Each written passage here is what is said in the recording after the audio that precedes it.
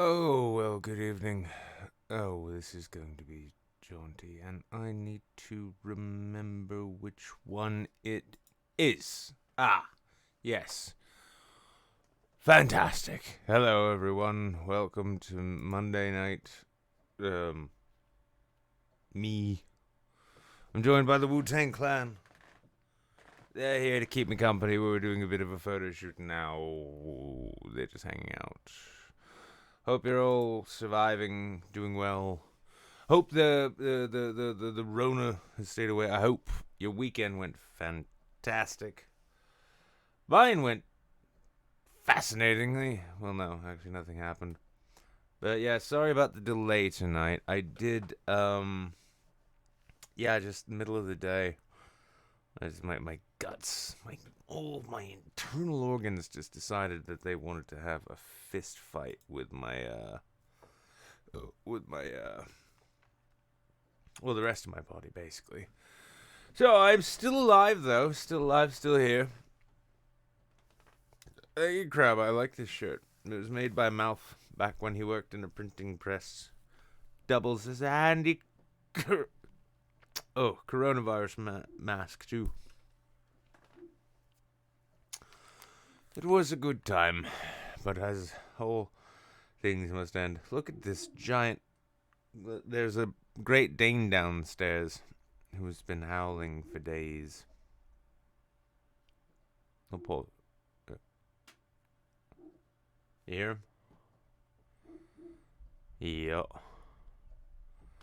Oh, I wish it was just the shits biotech, babe. No, I desperately felt like I needed to throw up, and then I got to intimately learn the actual layout of my large intestines by simple virtue of all of them screaming at me.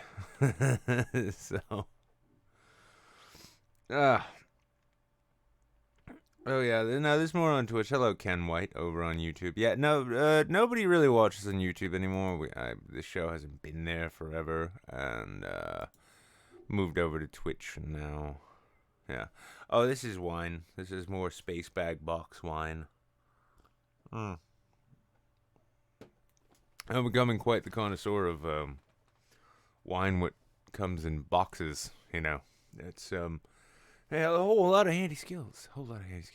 Exactly.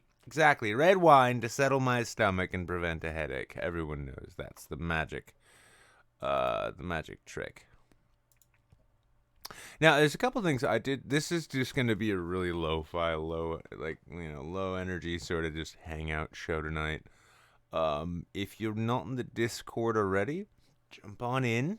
You jump into the clean room. And then very shortly, I'm just going to start pulling people in, just hanging out, just chatting.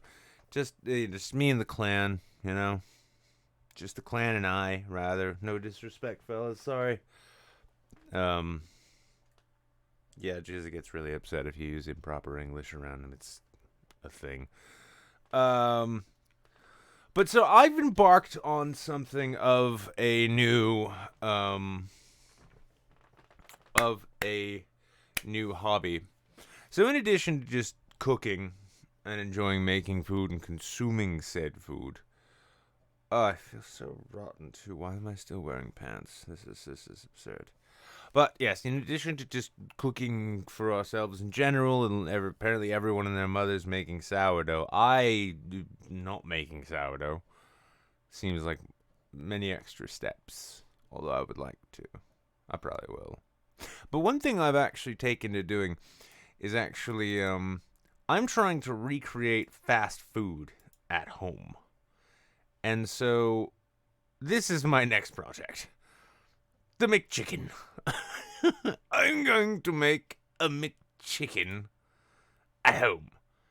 I know what you're saying, Nick. That's not remotely impressive. There's nothing to it. It's a fried chicken sandwich. But see, my darlings, this is where you're wrong. Because in addition to doing the fried chicken myself, I will also be procuring lettuce and mayonnaise, of course, and making my own special sauce. Of course, whole leaf lettuce. Ben. Although I did discover iceberg does seem to tend to stay longer. But no, this bun, right? This bun is, it's, well, that's something I'm going to be making myself. I am no longer willing to tolerate the piss poor and shoddy work of of the McDonald's people. I'm kidding. They do a fine job. But I've been doing bread, as you can see here. This is actually the second to last loaf. But oh yeah, it's Ron Perlman from City of Lost Children. You're welcome. And that's Eddie Furlong. And that's a gif of a chainsaw fight in a movie we watched the other night. Ah, there it is. I've already made, as you can see here, my own fillet of fish. That's right. That was a piece of pollock. I breaded it myself. And that bun, you want to know who made that? I did. I fucking did. That's right. And yes, I do watch Sam the Cooking Guy. Actually, to be fully transparent about this, the initial inspiration to make the fillet of fish did not come from Sam the Cooking Guy, but I'm kind of retarded. But I did end up, doing that. So yeah, that's a serious ass fish sandwich you're looking at right there. And as I said, the McChicken, actually, well, I don't have any rolls left. All I've got is like hoagie rolls. I made a couple of those last night at like 2 a.m. But yeah, no, there will be a chicken sandwich tonight. I am really proud of the fish sandwich. Also, like, it's a really strange thing to spam people with, I find. You know? Poor dog. There's a Great Dane that lives downstairs from me now. And it's been really sad because I'll hear the boy screaming, like howling, but a lot of the howls are those, like, alpha come home kind of howls, you know? Like, he's all alone. Because I realized the guy who lives downstairs, I didn't meet him, but I spoke with him last night. Nice enough guy. I think his name's Jerome, I think? I don't know. Anyway, yeah, I don't think he leaves a TV or radio on for the doggo. Because, like, I'll wake up in the middle of the day, as most of us do now. And I'll just hear the poor thing like, you know, that sad, lonely dog thing. It's really sad. And it makes me sad. And I want to go down and, like, give him head scratchies, but he's not my dog. For all I know, he'd bite my goddamn face off. Also, I'm like torn between like, oh, you poor thing, and would you please shut the fuck up? I still love my silence. Here in the end of the world, now that the screamy, scumbaggy neighbors next door have moved out, there was a brief period of time in which this building was amazingly silent, and I liked it. And I'd look out my window, and there'd be no traffic on the streets, and there'd be no people walking by. And then I'd sit in my own living room, and I'd hear nothing. And I liked it. Some of you are waiting for us to get back to normal. I'm waiting for us to devolve into a real-life version of a quiet place. That's right, John Krasinski, you can sacrifice yourself for me any day you like. I'll always keep you up. I'll always keep you in my heart. Exactly, though. If you're going to have a dog, I used to do this with Cricket back when I lived in New Orleans. You always know you got to leave something. Like, leave the TV on for him. Dogs are like, cats you can leave at home because cats would just prefer you not be there anyway, unless they want something from you. Dogs, they need some kind of stimulation. You put the TV on, your dog will watch The View, and you can't blame the dog for it because you left it on. But the dog will watch The View and be perfectly contented and won't come away from it any less intelligent as opposed to human beings. But yeah, put daytime TV on for the dog. Let your Great Dane enjoy the days of our lives. Just saying. Anyway, one more thing I wanted to show before I start bringing people in. And again, if you're hanging out, if you're bored, jump into the Discord right now. I'm going to be pulling people in. We're just going to have a little chit-chat. Have a good time. Chitty-chat. chitty bang bang, all that. Hang on, need to make sure my audio settings are correct. Fuck. Oh, they are. Good. Good. See? Look. Yeah. Yeah. Put Fox News on for you, dog. Anyway, so I don't know about you guys, but I made a good point of stocking up before this whole thing went down. I make my own bread. And now I know everyone's making sourdough. I make my own bread for bread's sake. Got a fuck ton of rice. A fuck ton of beans. I got a shit ton of meat. It's I'll be all right, I think. Probably not. I'll probably die of starvation somehow anyway, and still be fat while I do it. But all that went down, and one of the most necessary things I find that needs routine replenishing, of course, is my beer. I need beer almost every day. It's not a problem, so long as I can keep getting my beer and my box wine and my space bag and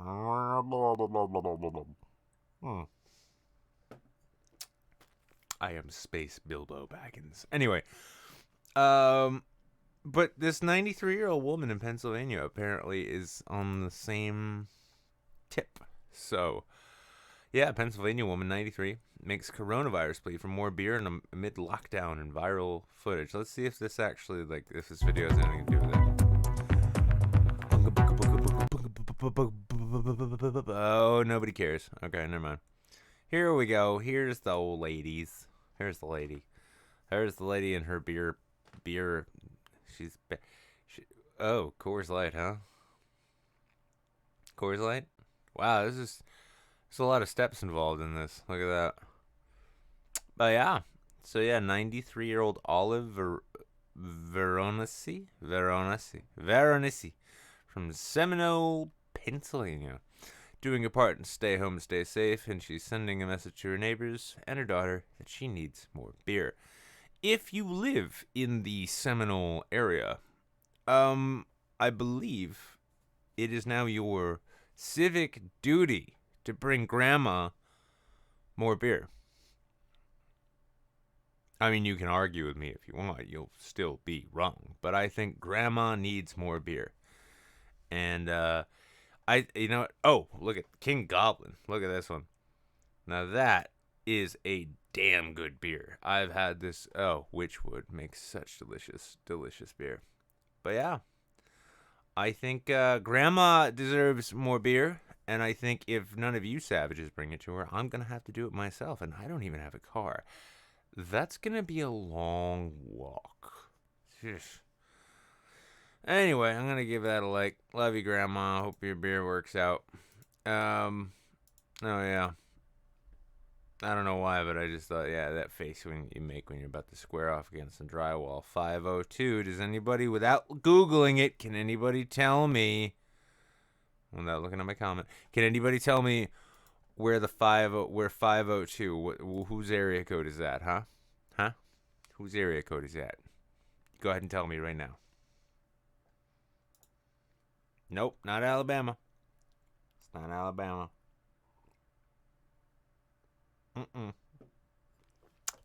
Damn, no. I guess none of you looked at my comment. It is Louisville, Kentucky, which makes that whole photo make a little more sense in a way. What do you think, fellas? Yeah, Wu-Tang Clan's got my back. That's good. Anyway, so I'm glad. Oh, wow. I didn't realize how fucked up that photo was. Yep. Tuscan is 520. The fuck you talking about? No, yeah, no. Oh, sorry. Yeah, no. 502, Louisville, Kentucky. There you go. So, all right, fuck it. Start with Jables. Let's start with the Mexican. Oh boy. Oh. Two of What us have at we the done same time? That's illegal. I know. Yeah. This is the kind of You're thing you illegal. need a premium. I'm gonna be honest with you. I got my papers. I'm kind of retarded. I got my We birth honestly- certificate. Oh, Liz resubscribed on Prime for 3 months. Hi, folks. Thank you, Liz. I like subscriptions. Yeah, I was actually like 2 steps shy of just canceling the show tonight, and I'm just like, no, the show must go on. For whatever it's worth, the show must go on.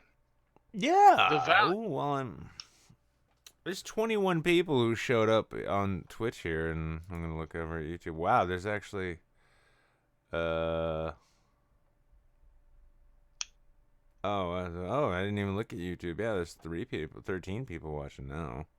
Son of a bitch, look at that. cool. And Yeah, somebody said, Nuka Levy says I look petty and pathetic.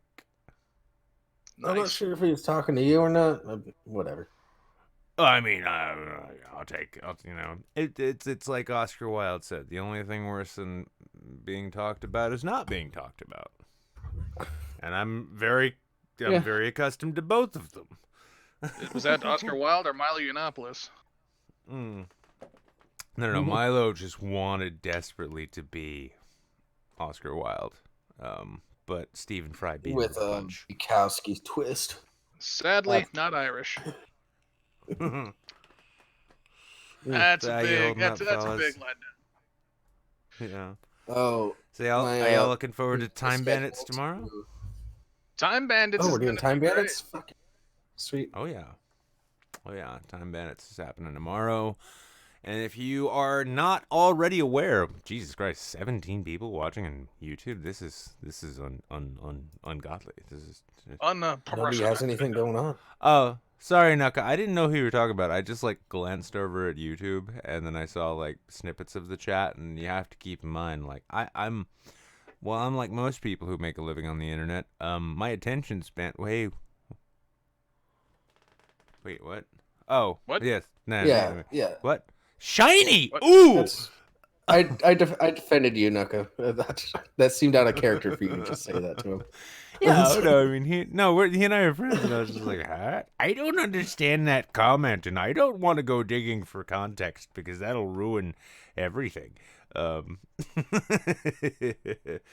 But yeah. If you're not already though, and honestly, and this isn't just a whole hey, I want to drum up viewers for the show thing. But if you're watching on YouTube, if you're watching on Twitch right now, join the Discord, not just so you can jump into the show, but also because we're doing movie nights and game nights and stuff. We're all locked down. Shit sucks across the board.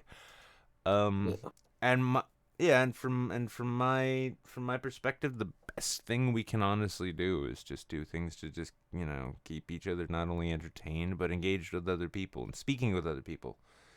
And and it's good. It's a good thing. Also, our movie nights I think I don't want to go, speaking out of turn here, but I like to think those movie nights have been kicking some serious ass.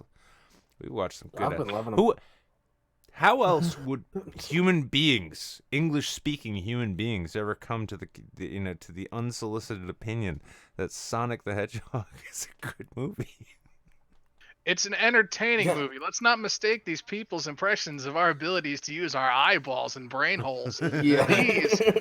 These movies entertain us, all right? They don't necessarily become good. They're not going to sit next on the shelf next to The Godfather, It's just it's an entertaining movie, Well- and it was more entertaining than we thought No, it ever but could I'll- possibly be. I'll still be willing to watch it again. Absolutely. That's Yeah. You know what? Here's the thing. I will Okay. admit to you now. I will We admit to watched you it twice, 2 nights in a row. Yep, we did. And now here's the the trip to it. I find though is that I watched the rise of Skywalker, right?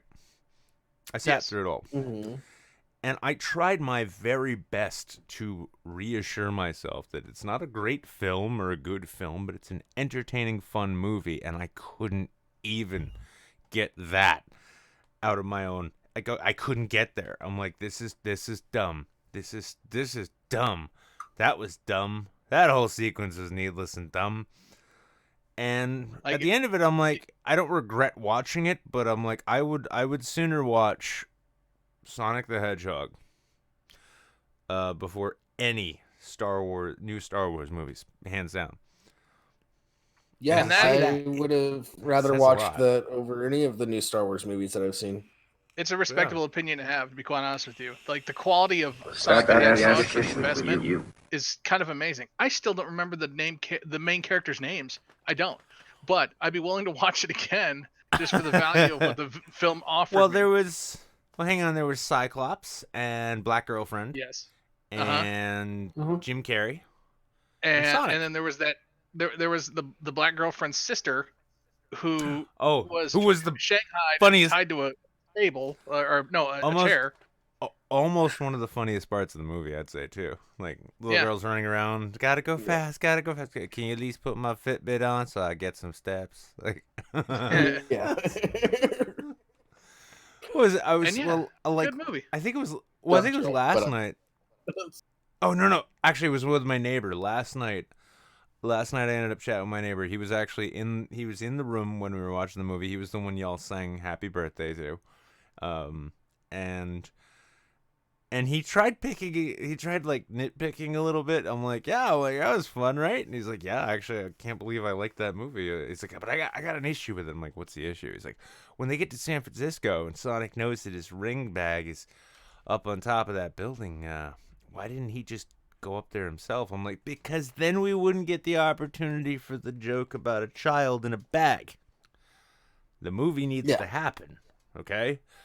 It's because the movie needs to happen. I just ran up the side of that building, no problem. Yeah, but yeah. And I was like, and I was thinking, like, that's one of the few times in which, like, okay, it's a set piece. We're gonna let this happen. And that joke, is there a child in that bag? No, is your child in that bag? No. I mean, it is a child, but it's not mine. That was a good joke. I still appreciate that. Yeah. There's rock solid humor to be found in this movie, and you do yourself a disservice not to watch it, internet. Well, the fact also too that these movie nights have actually like brought me to the.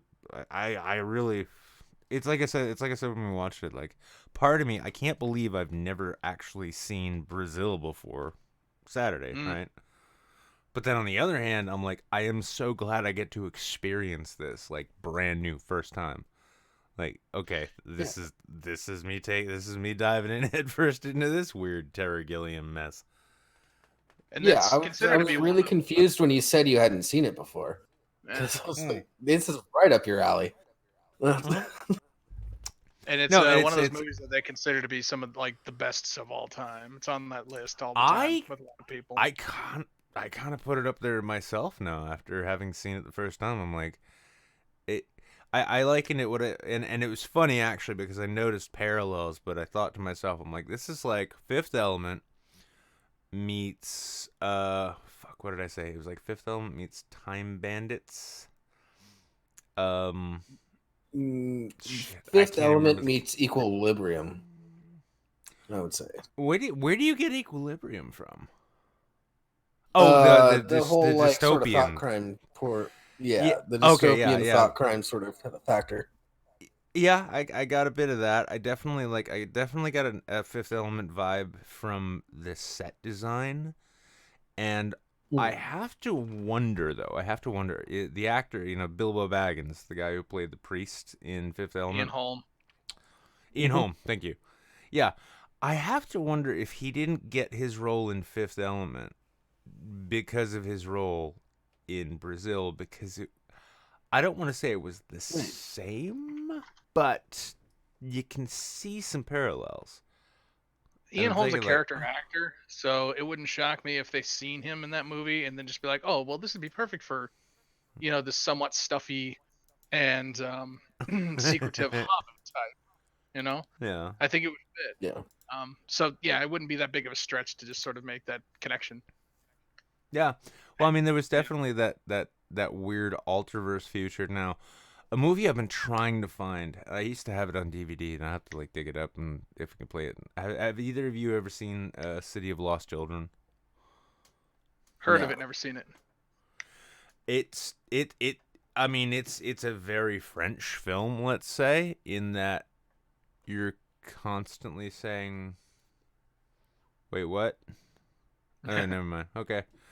But it stars like Ron Perlman, very young Ron Perlman, and he is acting in he's acting completely in French, but he's doing French with a Russian accent. Like, that's when I like. That's when my respect for him as an actor like peaked. I'm like, oh, okay. So I'm guessing he's multilingual, and I'm guessing he's well studied. So, all right, Nuka's really asking, and Nuka's never been in. But hey, Nuka, how you doing? Oh, let me mute the video. Sorry. All right. Real quick though, I wanna address something about the Discord. People, can you stop trying to have like conversations about the movies and movie suggestions? Because it kind of just muddies it up, and then it's a lot to scroll through. You know what we can do? I'll do this right now.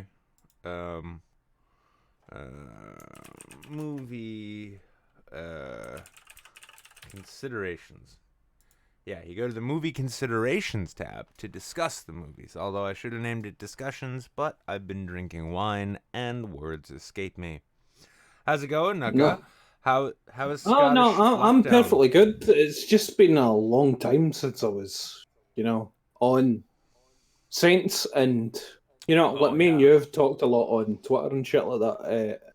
Not in a while. In that meantime, we've not spoken when not in ages, but yeah. And I just saw that you were doing the show, and I thought I'd pop in, and I was just wondering what's up, Well, it's always good to have a Scotsman here. To sort of level things out. There's a Mexican, and then there's Jables, who is racist, and then there's now you. Sorry, I don't speak Scot. Told you he was racist. I don't speak bitch. How'd you like that one? Sorry, what was that? Said I don't speak Sorry, bitch. I can't hear you. I haven't He heard doesn't function. speak. He doesn't. He doesn't. I didn't speak bitch, you walloper. You fucking. He didn't It's a speak baby. felony hate crime, Jables. Hey, I do speak Scottish. I'll translate for him if you need to. Jables, he says that he is very disappointed in you, but he is hoping that you will improve your standing here soon. Oh, that's sweet. Exactly. Yes. That is exactly what I I appreciate that. Yeah, because we all know Jables' standing in this particular community, given the fact that like he's completely in charge of the Discord. It's kind of terrible right now. Yeah, I was going to notice that. I was hitting myself, and I'm like, is Nick Jables now? What the fuck is going on? No, that's me. That's a fucking horribly mismanaged fucking channel and brand. I don't understand how it's not Jables. And it's still you with the accents, Nick. You fucking asshole. No, but but seriously, what happened? Like, fucking. What? Yeah, like, what's going on? Go on. Why is it like this? Well, Like, there's a what pandemic, happened you to see. fucking gayness? Apparently, everybody in the comments was saying that fucking Jeff's fucked off to make documentaries. What happened? Or is that taboo? No, Jeff fucked off. That's what he did. Jeff fucked off. Probably. Like, it was on one. Like, fucking. I was doing a charity stream for Layman the other week. Is he still Layman around? came Where back. the fuck has he been? I miss Well, he him. came back for the first time in a year. He asked me to help him out. Is he in hard times? Well, his family was in hard times, and then Corona hit, and shit got worse. no. And Layman is literally everybody I've ever met on YouTube. Like Sargon, Layman- you, fucking everybody. Yeah. The one cunt is always going to be straight as an arrow is Dr. Layman. Mm-hmm. Yeah, well, I mean, And basically- if I wasn't, well, hang on, if I'm not mistaken, like even like what, a couple of years back when he was like more public and he was out there making videos and stuff, like he's been taking care of his like family for a while, hasn't he? Like, Yeah, pretty much. That's what it was. But They've been on. Go on. Sorry. Also, he's not been able to access his YouTube or anything like that, and it might have been part of like some kind of hack thing or something like that or whatever. But basically, he's not been able to recover it, and he asked me to help him out, and I hosted a stream to basically raise money for him. We did really well with it. We raised a good bit of money to help him out. Like, a lot of old people came out of the woodwork that just remember him. and whatnot and helped him out. And obviously, I jumped at the chance at it because look, the man's a long-time friend of mine, and what's it called? As we all know, he would never ask for help unless he really needed it. Yeah, and I'll say too, like in terms of like all that old, I don't know what to call it, like the anti-SJW world or whatever, right? Yeah. And I've got a lot of differences and a lot of disagreements and some enmity towards a lot of people in that, from that old world. But Layman was the one guy you could always trust. Like, you never had to doubt his sincerity. Oh, definitely. Because let me see if I could still do the impression. He's not very interested, you see, in bullshit. Spot on. I still got it. I still got sounded like. But he's not Layman anymore. He's just Alex. he's just Alex. No. Yeah. Yeah. He's not been able to do anything because he's been supporting his family and stuff. Well, here's the funny thing too. With like, I feel weird saying this, but there's a part of me that kind of appreciates what this whole coronavirus pandemic crisis. There are some good things which have been brought about by it. One of them, for instance, is, well, at least anyone worth their salt, in my opinion, has taken a moment to sort of re-examine everything, to sort of like, to take stock of what's important, what they believe, what they think, what they care about. And they've sort of reordered it now that a crisis is actually upon us. And it's funny because I looked back to when... But sorry, before you continue, it's just like there's a big difference between that though, as opposed to reevaluating, as opposed to people that were already in a bad time that just became massively worse. There's a huge difference between that. Well, it's not that because I don't like the implication that Layman's reevaluating things when it was already a shit situation. The only reason I actually prefaced it with this was just because like. One of my funniest Layman memories was when it was he and I and Sargon, and then Jeff showed up, and then there was Habib and a number of others when we created Kekaa Stan, which the fucking nightmare that turned into, right? Yeah, I remember that. Also, by the way, funnily enough, the charity stream, it was me, Layman, and Sargon. And then in the chat, Jeff showed up to pick a fight. Of course.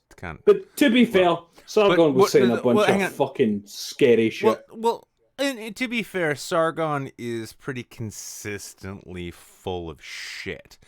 I've known that guy a long time, and I watched his turn, and I watched him go I consider it the Candace Owens route, when he suddenly realized, like, fame and money and attention will come his way if he says and does certain things. And before you push, no. But I mean, no. I mean, I'm sure he's still got good humanity to him. I'm not actually like, and that's part of that thing I was talking about before, is reevaluating things. Like, to me, Sargon is an opportunistic scumbag. Sorry, I gotta say it. No, that's hang on. And I've known the guy a long time. But the thing is at the same time, part of the whole reevaluation thing I was talking about, right? In the same way that, like, I can actually say, like, Carl's an opportunistic scumbag, but he's still a human being. He still gives, correct, shits, as it was, in the correct ways. But I just remember back to us creating Cactus Dan, and as we're coming up with all the lore and shit, I just remember Layman was like, it was super late where he was, and he's ready to go to bed, and he's like, well, this is... sorry. It's been so long. Well, I think this is the most autistic thing I've ever seen, so I'm going to just go and kill myself now.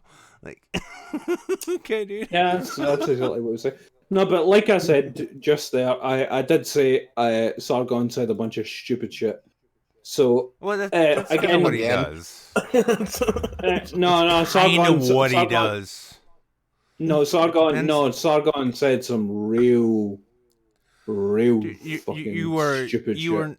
You are not surprising me. Here's the thing. Like I said, I've known No, Carl no. since As in before he for got him, big and famous. even for him, like even the worst so could paint him.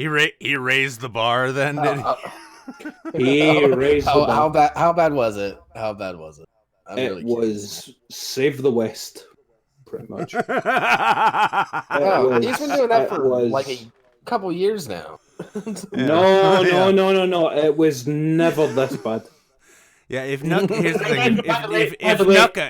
If Nuka is saying this, then you know it's true. It was bad. No, it was really bad. Literally, everybody else in that call was against what he was saying. And fucking the thing is- nobody was on board with Dude. it. And by the way, again, as Sargon, friend of mine, fucking, I don't think he's a bad guy. Fucking met him in person. Fucking, I think he's a good guy. I think his heart's in the right place and whatnot. I don't think he's an opportunistic kind. I think he says, but what he was saying there that was fucking terrifying, and it just came out of nowhere. And well, no, that's fair. That's fair. I mean, just keep in mind, this is the guy like when he got sunk on Patreon, right? And all of a sudden, that was like a big revolution needed to happen to support the Sargon. After a show one night, Jeff really fucking. We were both kind of hammered, but Jeff was. I think he'd done some. It wasn't death shots, but he was many more than 3 sheets to the wind, as it was, and he dragged Carl in to talk about it, and Carl starts pontificating about how he's being shut down and his free speech rights and all this, right? It's normal shtick.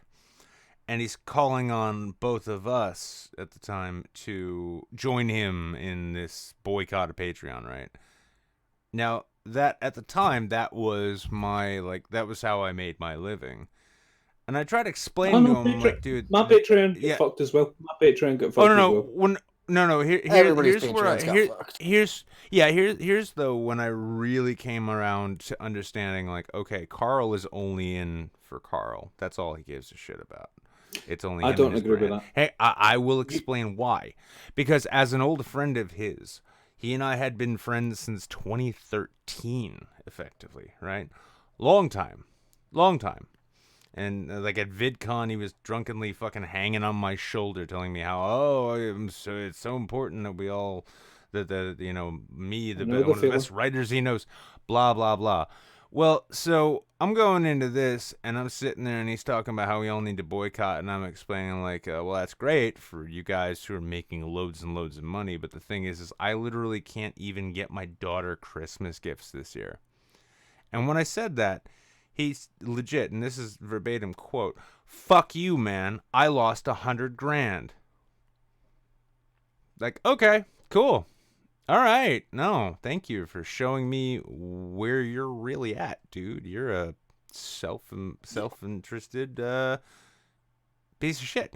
And it wasn't always like that. It's what happens when fame gets to you. I'm not going to actually go too deep into this because that rabbit hole, whenever I go down it, people start asking questions. But I'm going to say, like, aside from Sargon, a lot of people, and this is something I've learned too, I'm like, when it comes to dealing with YouTubers and new media people, the level of trust that I afford new media folk in general is very minimal. Because one thing I have seen over and over again, almost universally with people I called friend, people I'd stand up for, people I'd stick up for, people I'd argue on behalf of. Every time I've done that, I've eaten shit as a result of having done it. And then the people who I ate shit for tended to just, as soon as they were good to go, just fuck off. And I might have said fuck off before. But that's the point. Nick, I understand perfectly. Let fucking anybody that knows me knows I understand that better than anybody. Well, sorry, that's the wrong thing to say. The fact is, I know that shit. I know that shit. But the fact is, when it comes to what I know of Sargs and stuff like that, and again, by the way, all the shit he was saying, and whenever he says stupid shit, I call him out on it. You know me. Well, again, look, you may not recall me. You didn't recall me in the chat, but Of fucking. course I did. I just didn't know what you were You're a bit of addressing. whining. You're a bit of whining, but the fact is, I call Sargs out in his bullshit whenever I hear it and whatnot, and that shit that night was fucking bullshit. And I know a lot of people have got a lot of fucking anger about things and whatnot. And if he's got his arm over you and he's drunk and whatnot, and he's like, "Oh well, fuck you, man."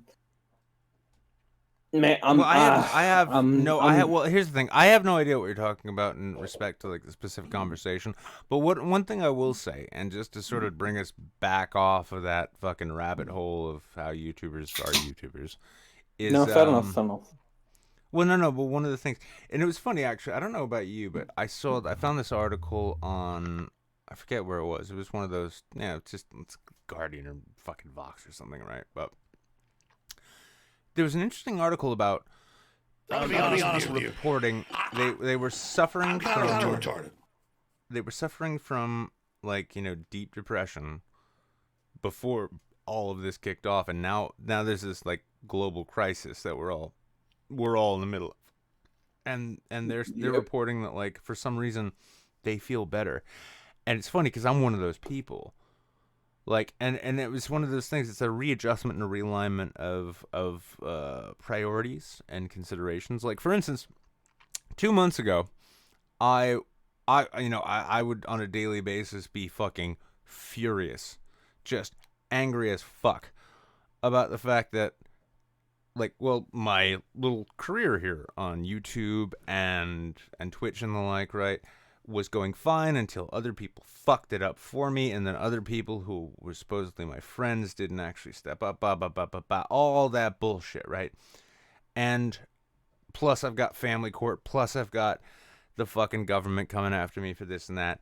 And then it was funny because when all this shit came about, right, all the depression and anxiety and worry about all of that shit basically disappeared, and all I can think now is like, okay, well, like the world is falling apart, and this should be an opportunity, I think, for people to actually re-examine what about the world was wrong, what worked, what didn't, and then say, okay, now it's my job to put this back together. And it's an interesting thing. Like honestly, 2 months ago, if you'd have mentioned Sargon, I'd be like, fuck that guy, he's a fucking piece of shit. These days I really don't give a shit. I just hope he and his family are safe.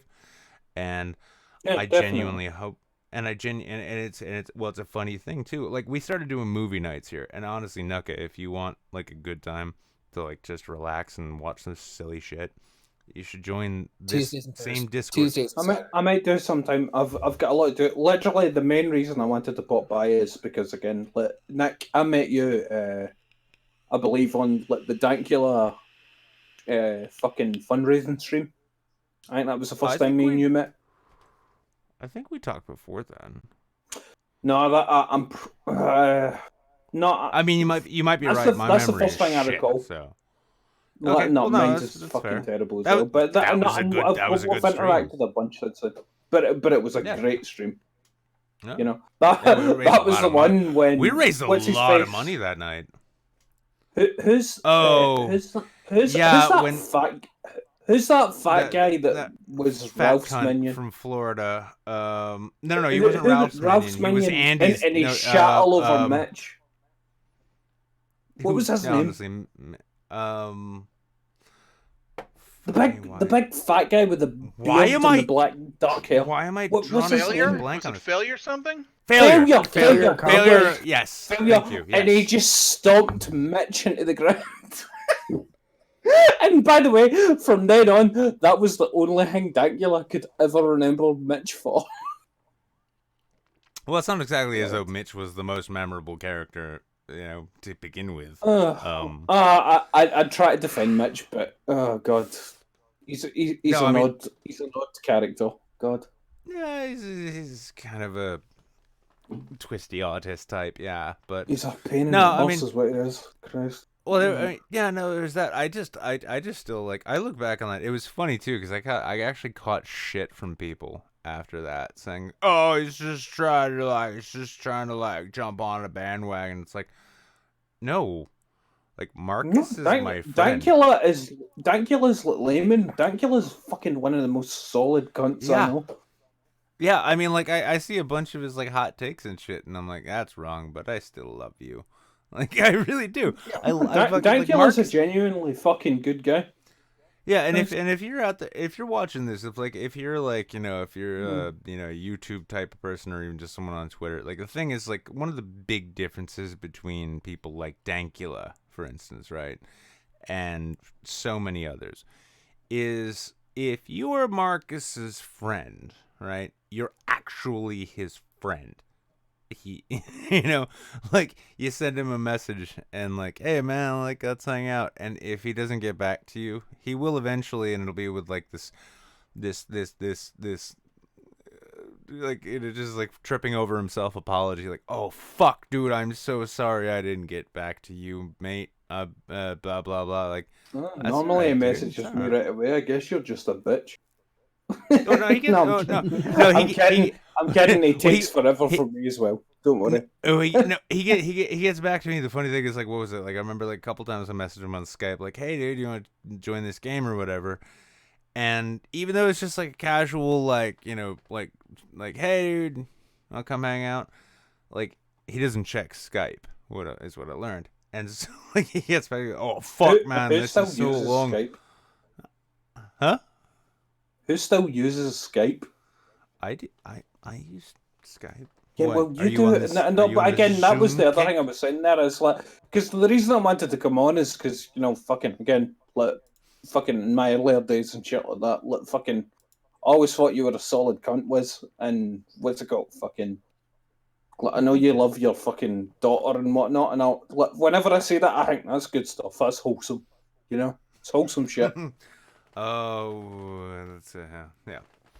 Yeah, well, I mean, yeah, we do live in an age in which, like, actually being a dad is like, wow, you stuck around. Well, again, like, me personally, like, fucking, I've been blessed. Like, my dad's always been in my life, but they split up. Like, my mum and my dad split up when I was like fucking not even one. But my dad's always been in my life, and my stepdad is the guy I respect more than anybody in the world, Yeah. Solid guy. I haven't seen my daughter in, sorry to keep track of time now. Well, actually, since roughly the beginning of February, so, yeah, it's been... How old is she now? 11. We're going to be 12 in May. And well, obviously, things are fucking fucked up because of the virus. Yeah. Well, I mean, she's like, she's like trapped in. Mate, you can't even go to the supermarket without it being a fucking farce. Christ. Oh, you want to know? I'll tell you what the farce that I've seen with shopping has been is. Like, so it's like a meme now. People are like, haha, I learned to make bread. Like, you just learned to make bread? Like, you just now learned that. Okay. I'll go to the supermarket. I'll see, like, the normal pasta is all bought out, right?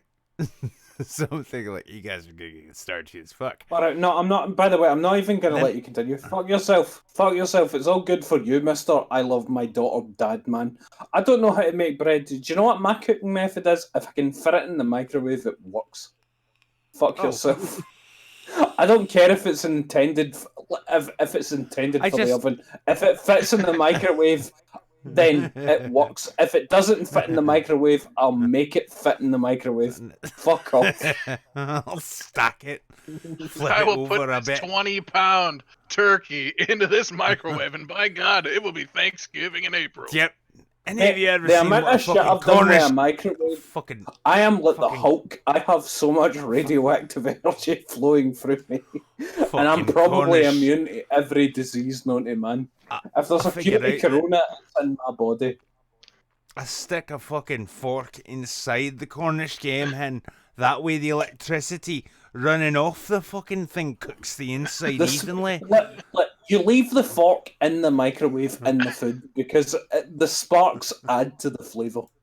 Everybody needs that. It adds that It quality gives to a the nice car you look for. metallic flavor. Tell you one thing, like Nick, you get a bread machine? No. Why the fuck No, not? I don't even. What- No. Because for one thing, I have a small apartment. For another thing, I don't need a bread machine. I can just make You've bread. never had bread at a Jables. bread machine. It's fucking delicious. Mine is better.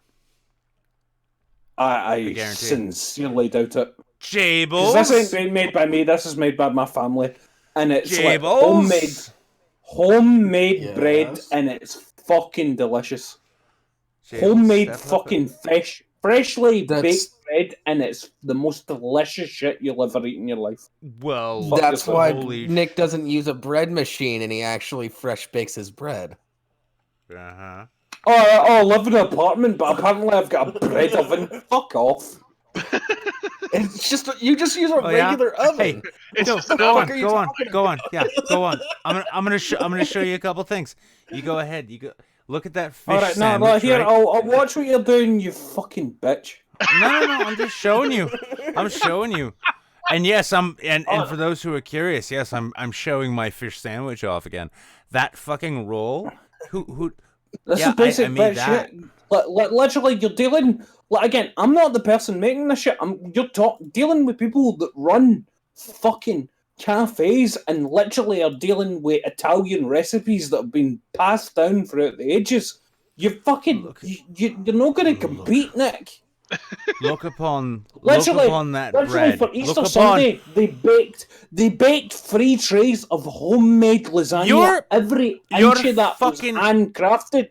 Okay, You're we're talking about fucking bread. Now you're people, down to mate. lasagna. You're- Very different. I know. Not only that, is fucking your fucking people were the ones who are so fucking hungry. They stuffed every ounce they could into a fucking stomach and then cooked it and said, "That's our national dish now." Like it's what everyone left over. You could have went for deep frying, Nick. You fucking mom. yeah. It's Scotch like- eggs are oh, yeah, great, I gotta say.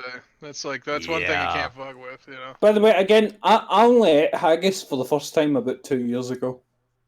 Was it on a that's 'cause pizza? By the you way- eat your country. By the way, whiskey soaked haggis, absolutely delicious. High class haggis is fucking l- fantastic. Let me say this is on the record here. I'm actually totally down for haggis. Like everyone's like, "Oh, that Well, then sounds you- so gross." But 9 out but of 10 you wanted times. to put the jab in. Hang on. 9 out of 10 times when you describe a food product or how it's made to people, and their response is, "Oh, that sounds so gross." 9 out of 10 times I've discovered it's fucking delicious. Hot It's like- dogs. Yeah, Case in if point. it's made in a really weird way, it's probably going to be pretty good. Yeah, because they had to go. This is the thing. It's like it's poor people food, and this is part of the thing. Like like let's get this class war Oh, thing no. going. Literally, the downstairs poor. right now, there Yeah. are 2 giant metal trays of home cooked, original, passed through the years, straight up from Italy recipe fucking lasagna that are down there, and it's my favorite Yeah. fucking food. Oh, I can only It is. imagine how good Scottish lasagna is. Yeah, that's like my mind. Well, again, the thing I said was when I mentioned my Well, stepfather is his name. what- He's Italian, and literally, it's an Italian cooking thing that has Oh, been yeah. passed down through the family. Well, no, and was it's passed well, down to my mother. Well, no, it's. I mean, it's a similar thing, though. I mean, like this is one of the bright sides I was trying to talk about. Is like people discovering the joy of cooking. Like I had a few months back, somebody sent me a wok in the mail. Right, I didn't have one, and I got a wok, and all of a sudden I'm like, "Ooh, I can make my own lo mein now. I can make my own stir fry, whatever the fuck I want." And I see, and I'm encouraged because I've been cooking for years. I was a chef back in the day and all this other shit. And now was a I see people dishwasher. taking. Oh, I started it as a dishwasher, and then I stayed in kitchens until like Well, I was someone a called plumber. me a chef. Yeah, no, I kept working kitchen after kitchen, and then I ended up in these kitchens where like, all right, well, chef, what are you gonna do for your special? Like, what did you call me? And wait, I have to do what now? And Like my definition now is the difference between a chef and a cook is a cook can follow a recipe and make a good meal. A chef invents the recipe and makes the meal.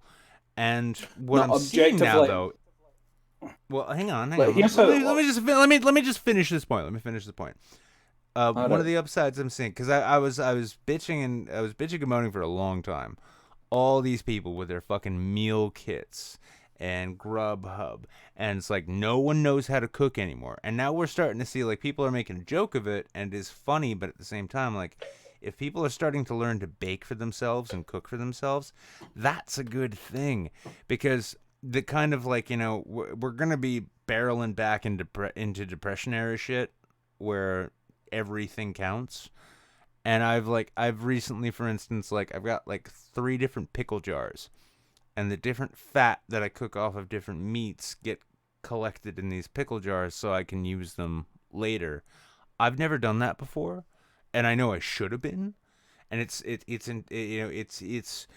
the, you know, here in, like, you know, you were talking about Sargon, save the West. All right, I'm gonna stop you. The West. Hang on. I'm gonna go ape shit.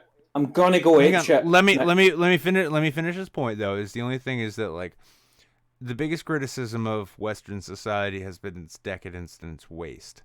Now people are not only learning the joy of cooking and learning, like, holy shit, I can make this food the way I want it to be, but they're also figuring out things like, okay, shit, I need to hold on to, like, all of, like, the cooking juice, the fat. I need to hold on to this because it's so useful later on. Not just for survival, but because it brings so much joy to whatever it is I'm doing later.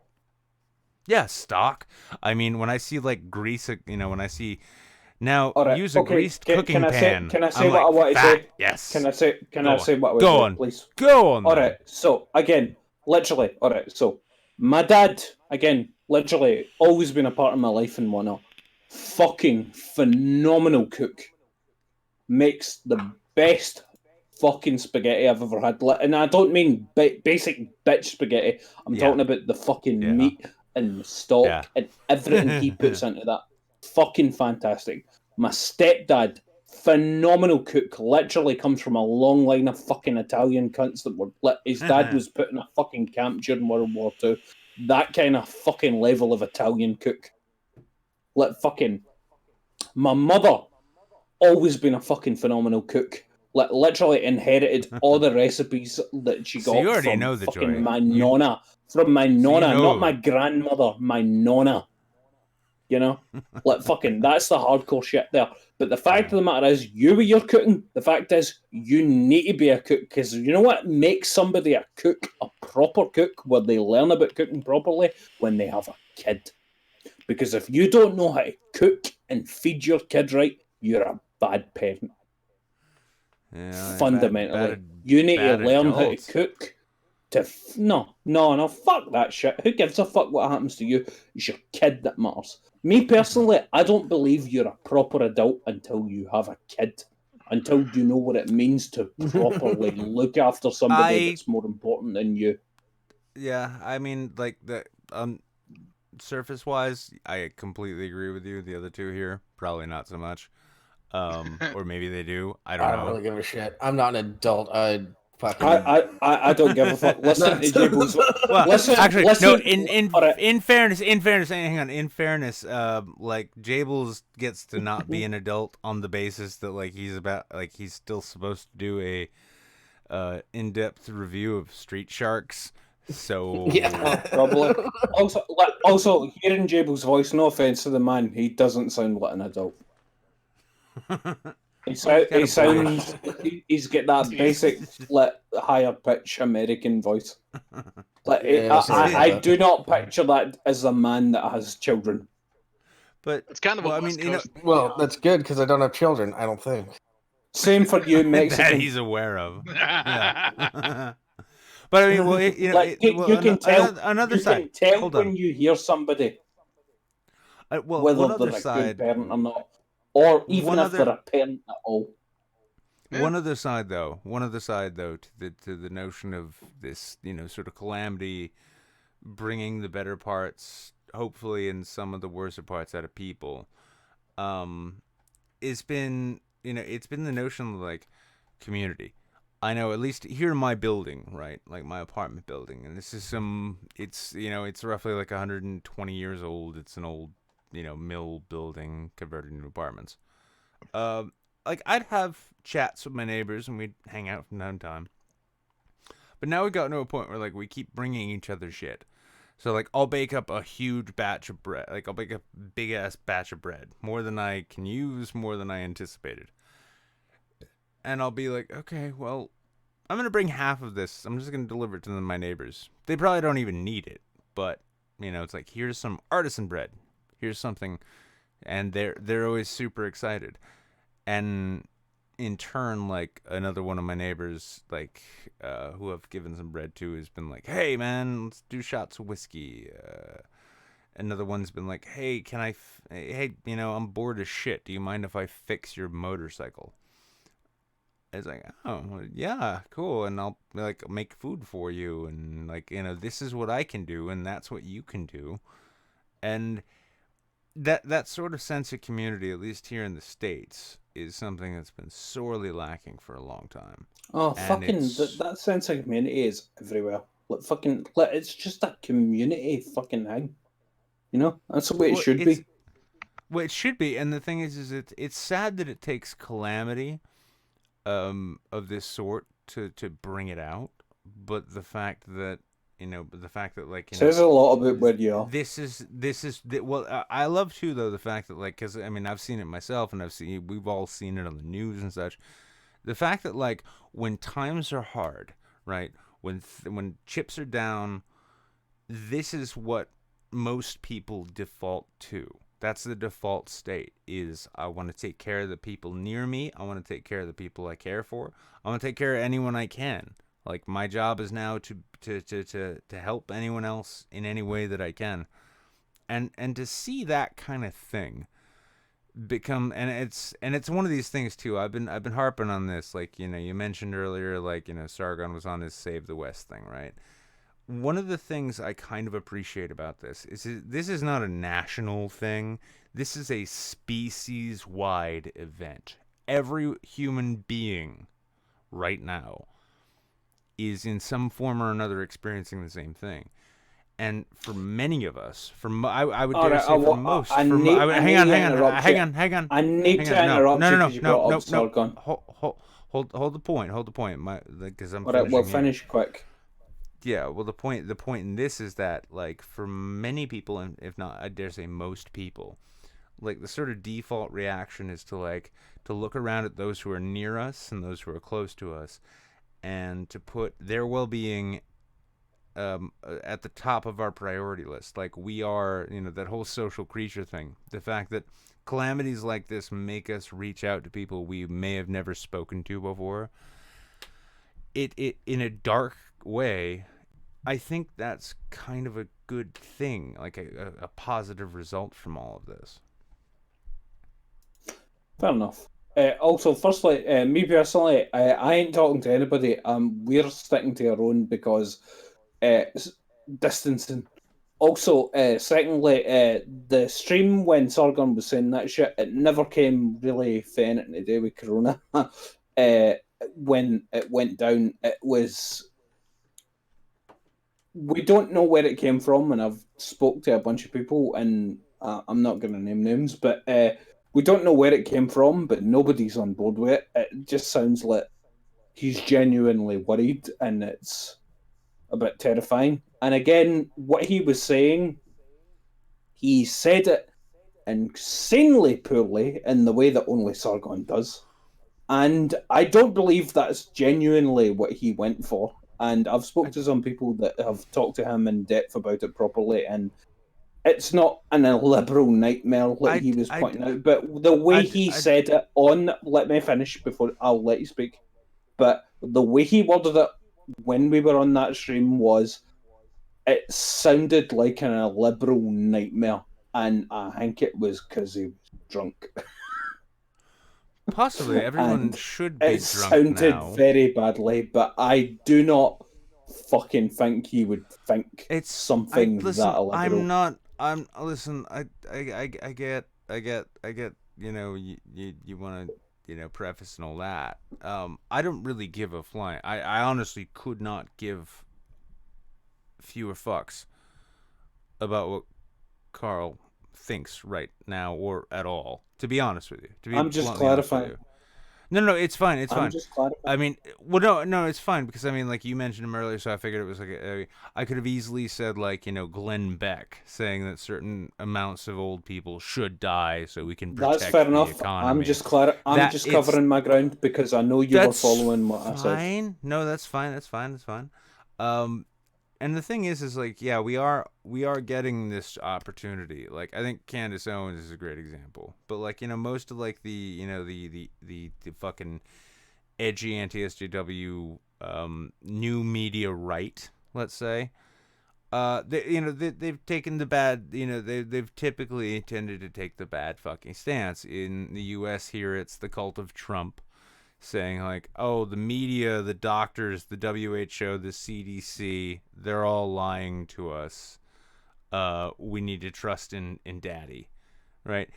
That's pathetic, but that's a marginal, like, smaller end of the thing.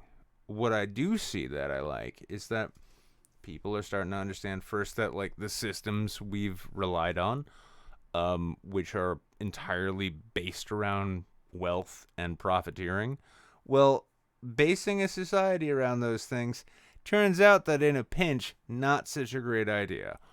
Whoops, who could have imagined? But then on the other side, on the human side of things, to see like, it's not just those good news, like feel good human interest stories that you see where people are, doing right by each other, but also just to see it myself, as I have. And to see, like, neighbors, like, one of my biggest complaints has been that, we don't, here in the U.S., we don't have neighborhoods like we used to. It used to be, like, you bought a house, you moved into the house, you raised your family in the house, and that's your home. Now, for the longest time, it's been, like, it's an investment thing, because everything's focused on wealth and the like.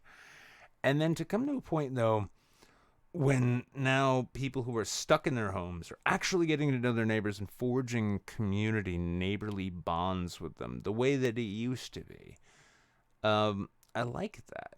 I really do. I like the fact that, I mean, shit, we had like a mini party in my own little building here just, I want to say like a week ago.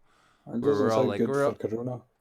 Well, no, we were all standing social distance. Yeah, we were all standing 7 feet apart. We all had our own shot glass. Did you have a social distance party?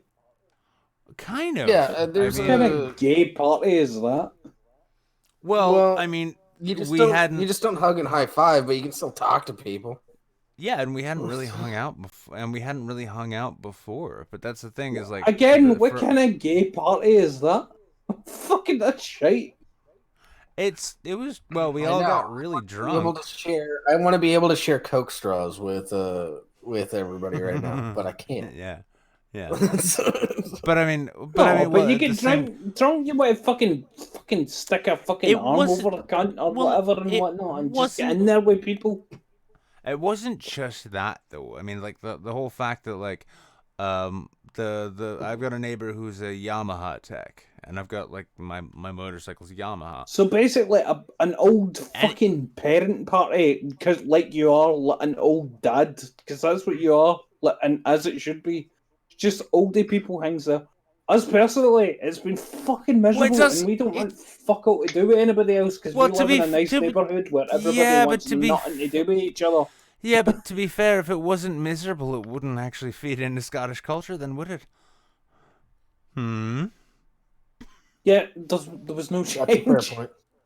Yeah, exactly. Exactly. Well, and actually, fuck it. No, one thing I wanted to say earlier on is though, back to me. Like one thing I wanted to say is as well when it comes to like adults. I genuinely believe I don't think you're an adult until you have a kid and you can properly look after that kid. I think that is like the qualifier that makes you an adult. Nick? Well, I guess I'm never going to get there because I'm never having children. Yeah, I can't have kids. There's a difference. I believe it's like responsibility. like proper Well, responsibility. no, I think no, that's what I'd say it kicks you into a much different level of adulthood. I will say that much. Yeah, it's the I don't think challenge of it. Like again, there's a difference between that. well, no, you don't necessarily really like, there's a level of, for instance, like sacrifice and selflessness that you don't ever really understand until you have a kid.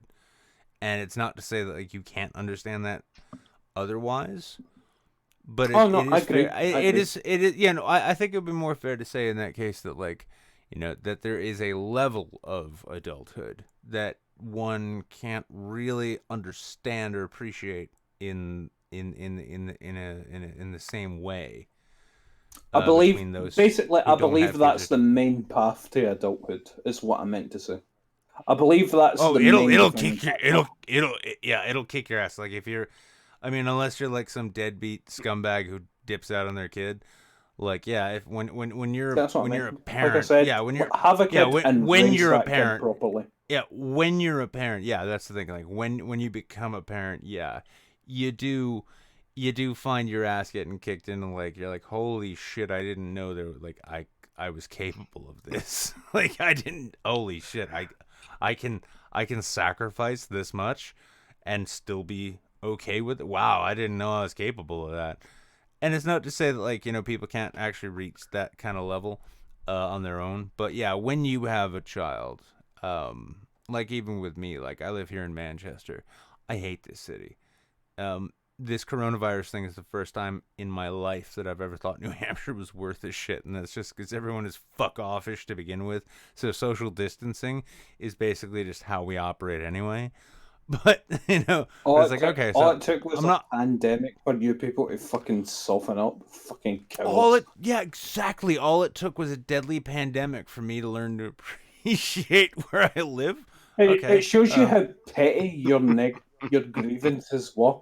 We genuinely hate each other because we hate each other.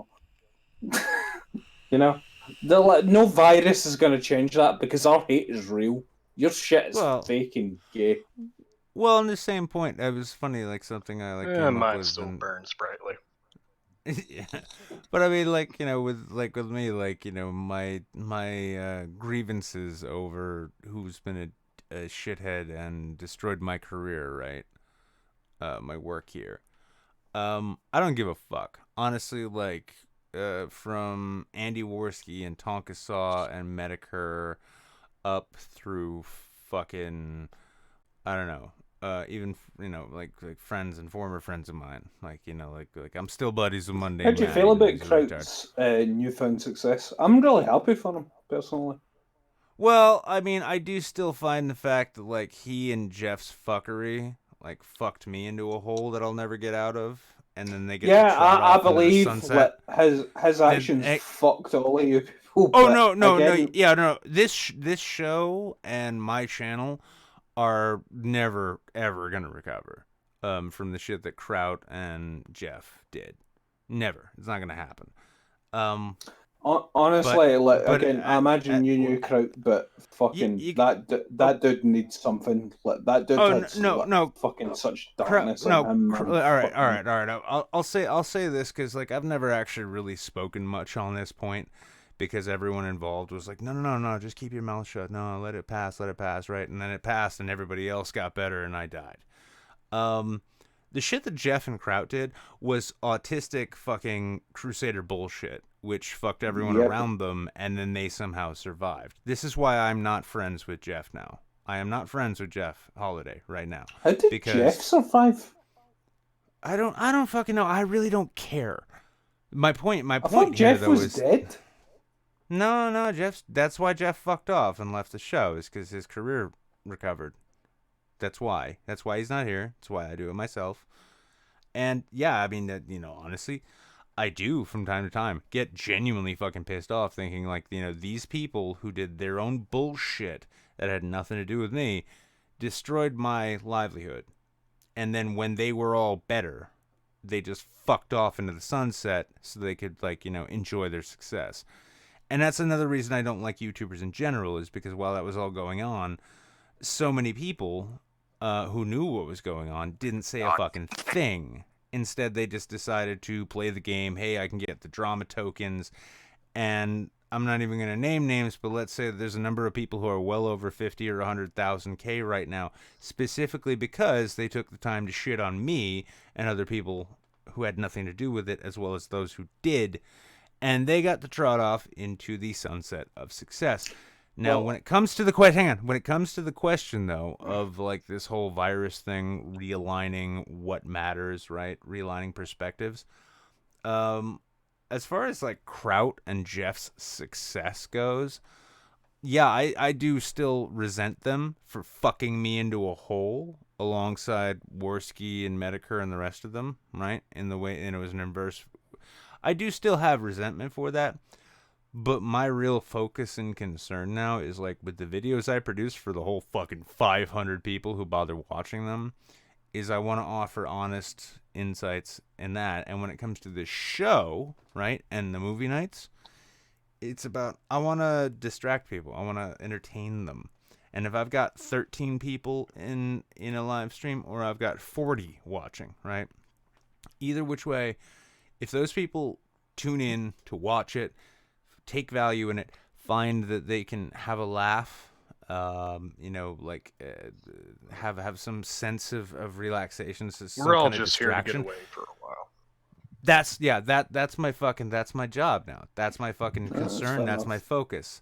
I don't give a fuck. Honestly, I don't give a fuck about the alt-right or the fucking classical liberals or the fucking free speech or the fucking crowd scene. I don't give a fuck. I don't give a fuck about any of that. All I want to do is make sure that my people, whoever is actually going to take the time to tune in and watch and sit with me and enjoy this time, be it movie night, which is private in the Discord, or be it these shows where I'm just doing my thing. I want to make sure that they're okay. Yeah, I was wondering why I get more people watching than you do now, and I was like, well, clearly, he's doing what he actually wants to do, and it's not drama gay bullshit. And I was like, oh, that's why, because he's actually doing shit that isn't fucking cancer. There you go. Yeah. No, that's the whole thing. Me personally, I just do a weekly stream where I just get drunk with people. Yeah, well, And I mean, we talk about shit that's going on. I see on YouTube, for instance, like a lot of people, they're defaulting to like the go-to sort of thing that they know can get views and clicks, which is like the drama shit. So like all of the Anissian shit, this Susie Lou shit. I could give a I genuinely. I barely know. I only know because I've seen some people tweeting about her and I've like looked at a couple of videos. But the whole thing is like, yeah, I mean, and that's the thing is like these fucking people, like they exist for drama. And the thing is like, you know what? If your hustle works for you, all right, good for you. But if your hustle is nothing more than like either picking fights with people or starting drama or I'm going to expose someone, right? You're a fucking loser. There is no way around that. You are a 2-bit fucking hack. And your entire act is based entirely upon the bad actions of other people. If you can't come up with anything that is entertaining or engaging outside of that, you really need to rethink your occupation. I mean, because if you want to be Jerry Springer, you can, but that's on you. From my perspective, I don't know anything about Jeff really, but when it came to Kraut, I always told Kraut it's like. Kraut was always just filled with like fucking anger towards everybody he hated, and he always wanted to do takedowns and fucking shit like that. And I just told him, and I'm like, you're never going to be able to do that. You've made good content in the past, and I'm like, focus on your content, because the fact of the matter is, you'll never be able to do anything if you don't have social capital. And eventually, he went off on a big rampage against a bunch of people, including me, and I said, I no longer want anything to do with you. I will never have anything to do with him again, but it sounds like apparently he's been making decent content, and if he's been doing that, and then fucking, you know what, fair enough. I'm glad to hear it. I'm glad he managed to move past the hole he was in. If he can avoid fucking other people over with his retarded little crusades, good for him. I mean, last time I spoke to him, and this was the last time I spoke to him, I was trying to give him honest advice about, like, his approach.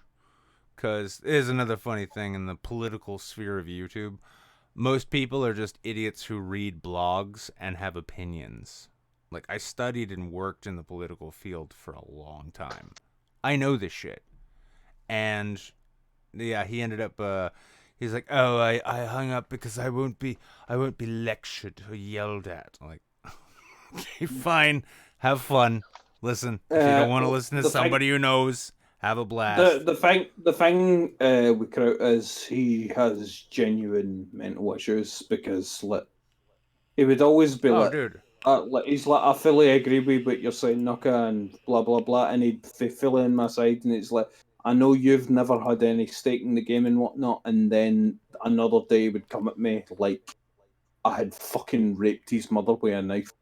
Do you know what I mean? Yeah, no. I mean, he was. this is what, and it was just like you are. I want to move on. I want to terrifying. move on. I want to move on to this topic because we do have other people here. But one thing I will say on that though is that another nice piece of perspective, right, has been value over quantity. Let's say. So, if I had this show, let's say I had like 1,000 fucking people watching, right? Great, cool. How many of them really give a shit about it? Because the people you see in this Discord room right now, and I would say that the people who are in the Twitch and YouTube chats right now, like, these are people who like give a fuck about the show. They really they want to watch it. They enjoy it. I will take. I would trade 10,000 fair weather viewers, let's call them, for one of these people any goddamn day. And I mean, even the people here now, right here, Jables, fucking. I've been doing with you, like fucking this bullshit, like fucking what I want to do stuff. I've been doing that way longer than you, and I draw more people than you do regularly. And fuck those people. I shit still, on them actively. Yeah, well, I'm still living under the shadow of Jeff and Kraut. So, like, naturally, not a lot of people are going to come around. But the thing is the people who are here right now, like, I didn't even want to do the show tonight, to be honest with you. My stomach is a fucking mess. I feel like I'm going to hurl up my small intestine. Nick, as a person that's been doing this kind of stream now that you've had to downsize, I'll tell it to you straight. You're a good guy. You love your kid, and fucking you're an admirable guy. I wouldn't be here otherwise. I think you're a good guy, and fucking. Well, I appreciate that. People will always respect that. Movie nights, and I hope you show up for fucking movie nights. Well, I might not. I'll do what I fucking want. Jesus Christ, fuck this. But we're watching Time Bandits tomorrow night. We're gonna watch Time Bandits with the dwarfs and the kid. Yeah. Yeah. That one. You're fine. And the dark matter that blows up the parents or whatever the fuck it is. Not only that, actually, no, hang on. Actually, one of the. Your mum's a time bandit. No, one of the. Malcolm Dixon, one of the Time Bandits died. I want to say yesterday, 66. Yeah. That's how it be. Rest in pieces, little tiny man. It's this guy here. Right, well, in any case, I wanted to fucking give you some attention because fucking Jeff turned up to my streams. Like, God knows, like, fucking he remembered me when it fucking sought him for going to pick a fight with fucking Lord our God, Sargon. Fucking dick. Like, and I told him to fuck off, by the way. I was like, gonna fuck off, Jeff. And it's literally a charity stream to help out laymen. Why are you here trying to pick a fight? Like, why are you doing that? Like, and by the way, if anybody fucking ever hears from him, tell him to fuck off. I don't care if he's got a beef with Sargon. Gonna no do it when layman's back for the first time in over a year on a fucking charity stream to help out his family. Do you need to come there and pick a fight with Sargon? Literally, is that what you're in for? You fucking dick. Had to take my fucking stream down. Not even because of Jeff, just literally because Sargon fucking said his poorly fucking worded, thought out mongoloid opinions. You got everyone at their worst, did you? I get everyone's money, was what I was aiming for, which is why I brought on Sargon. Oh Because yeah, the fact no, is, I'm just because Layman came to me and it's like, it's a charity stream. I'm trying to raise money for my family, and I'm like, I will fucking sell out everything. I will be the most shameless thing ever. Because again, I never get a penny of that money. should have invited All that me. money I'm was good for at Layman. that shit. So I will whore myself out to help my best friend. You know? How'd you guys Well, I'm end up glad doing, by the way? Yeah. We did very well. Layman's Very, Layman's very set. Does he got to fucking do well. another one here soon? Oh no, but fucking literally, me and Layman did the stream on the on Friday. Literally, we started it at midnight, and it was just me and Layman drunk talking about anime and just random issues. It was the most retarded stream that was ever done. It was only up for half a day, and it was just a special gift for the people that witnessed it. But yeah, me and Layman are going to be doing streams talking about irrelevant things and fucking doing the odd thing every now and again. But that's what it's going to be. Because again, Layman literally talks to about 2 different YouTubers, and I'm one of them. It doesn't get involved with anybody anymore because We even used to on the chat all the lefty side of time. things, everybody's a fucking soulless. Well, hey, Cunt. hey, YouTubers hey. are scum. Hang on. Yeah, well, I agree completely, except for me. But I would say next time you talk to Layman, have him reach out to me. I miss talking to that guy. Like, we always had good conversations. I could ask, but you're tainted. You're one of the fucking burn victim units. To be fair, you get damaged by that shit. You've got baggage. To be fair, I guess I need a doctor. Well, He's not Dr. Layman anymore. He's Alex. He's just Alex or Zahinsky.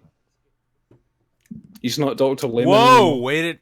Yo, don't go doxing people now. Come on. That's literally his name on YouTube now. He's not Dr. Layman anymore. If you don't even know that, why the fuck should I shout him out to you?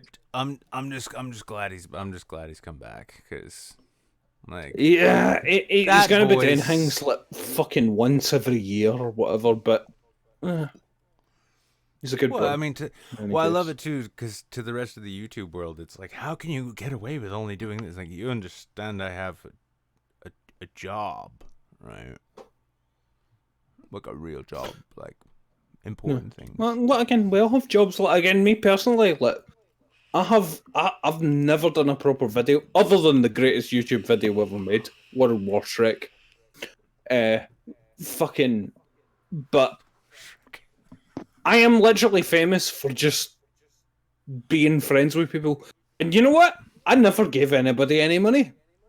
The only YouTuber I have ever gave money in the entirety of my YouTube career is the first time I signed up for Twitch and I gave Harmful Opinions $5 to say a meme. That was the only time I've ever fucking gave anybody money. But where did it get me? I went to Mines IRL and I fucking hung out with everybody in America just for bullshitting my way through everything. Oh God, hang on. Was that the Mythicist people's event? Yeah. Oh God. I went to the MRA shit. I got to meet Randomer Cam. I got to meet Dank. Dude, I got to meet Sargon. Sargon. Randomer Cam actually stayed with me for like a week, right? I fucking love him, and it's just like, fuck me, you're tall. No, him and Lauren came up. I want to say, Is Lauren that black lassie? Yeah. Oh yeah. Oh, is that Lauren? All right, fair enough. Yeah. But I was trying to think of a way to describe her, but it's the most obvious thing to go for. The two of them came up, and it was funny because like I had a whole chicken at the time, and I was still like really hot on my slow cooker. So I left this chicken in a slow cooker with like seasonings and all that shit for about 9 hours. They get up, I serve chicken, and like they go to like pull some pieces, like all of the meat just, you look at it sternly and it just melts. Like, yeah, okay. Oh no! Yeah. By the way, I love that. I love that holiday. Apart from the person that brought me there. Oh, She's a pain in the ass. well. But fucking, But yeah. mate, like, fucking hanging out with Sargon and Dankula, fucking like, everybody else. I got to talk to Tim Pool, and I got to talk to Tim Pool in the VIP area, and I got to have that moment where I spoke to Tim Pool, and Tim Pool had to pretend like I was somebody that mattered for a minute, Tim Pool and Tim then Pool had to pretend like eventually, he was a as he human was being. speaking to me. It's Tim Pool. It was speaking to me, and then I got to witness that moment as he realised that I wasn't somebody that mattered. And then he fucked off. Yeah. No, that's Tim Pool. Karen was fucking amazing though. Me and Karen sat outside smoking together. It was fucking excellent. Karen, and it's actually like I there's two people I assign this sort of idea or label to, and it's Karen and Undoomed. Those two are people whom, like, you can never have a conversation with them, right? And then let it end naturally. You have to call it, or they need to have something else to do, because Undoomed and Karen Strawn will just casually and in the most friendly way you can imagine just chat your fucking ear off for hours. Like, me and her were sitting literally me and Karen, we spoke a whole bunch during the event, and then there was a time when me and her were just sitting outside, sitting in a cutter in America, like smoking and fucking, and I was just sitting she there does and love I'm her like, cigarettes. oh, fuck, I've left my e-cig, and I'm like, you said draw your fag, you bitch. Yeah. You're an MRA, it should be alright for me to say that. Come on, give a draw. Well, no, it's been like the times Undoomed has been on the show, and Karen, and then any time I've gotten into a conversation with I've always wanted to meet Undoomed. No, well, he was on that Dankula charity thing. Yeah, no, but this is the thing about Undoomed is like he's just like Karen in that way that, like if you start if you get into a conversation with him, right, he won't ever end it. Neither will she. They'll constantly tell you they've got to go. Oh, in a minute or two they gotta go. And then after fucking 4 hours, it's just Nick, I need to go. Nick, I need to go. I'm bursting for a piss, and also it's 4 a.m, so I'm gonna head off for the night. Again, I mainly came on because I wanted to speak to you, because again, fucking much love for you back in the years, because I've always fucking loved the way you sounded and shit like that. I'm a lovable guy. Like, me and you had a great time on that charity stream back with Dank in the olden days. Yeah. Fucking. And the times I've popped on with Saints and whatnot. Fucking. Well, then fuck off and take your piss already then. Yeah, it's good. Well, have a good night, my man, and love to your daughter. You too, man. All of your love to my people and my love to your... Oh, he's fucking gone. My accent's wasted now. God damn it. You tried. God damn. I Sorry respect for the man's dropping energy, out 3 but times in a row. I'm starting to think that the Scottish people are isolated. Yeah, it just seemed like he desperately needed someone to talk to. Jesus. Well, no, I'm glad Nuka and I go back. I respect it, but no, Nuka and I go back a ways, and I'm glad he was like so eager to fucking pop in. I'm guessing a little bit drunk to chew the fat like that, and seemed like well, it's a good thing. It was it also comes like with the territory. Yeah, and it was a good opportunity I felt too to sort of just put some things out in the fucking open, like, and I stand by it. It was funny because after I said it on the last show, I believe, I got up the next day thinking to myself, like, how much do you mean that? And the truth is like, yeah, you know what? Like, all old grudges. Jesus Christ! What's going on? Fuck is My bad. happening here? I'm trying to go outside so I can smoke. Uh-huh. But yeah, no, And but I mean, all old grudges are Did you dead. have to take us with you? As far as Yeah. as far as I'm concerned, though, yeah, old grudges are dead. Like, okay, hold on. Well, I'll get out You're the back good. porch there. There we go. But no, I mean, like, you know, the people I don't like, for instance, like, I still don't like. But as far as like active grudges goes, no, none. In fact, it's been kind of funny because like the evil that my daughter's mother has done, for instance, like she's been a wicked, fucking awful pain in my ass for a long time. And even then, I'm like thinking to myself, like, no, now is actually the time to let that shit go. Everything, let it go. There's no fucking point. There's nothing good. There's nothing good to be found.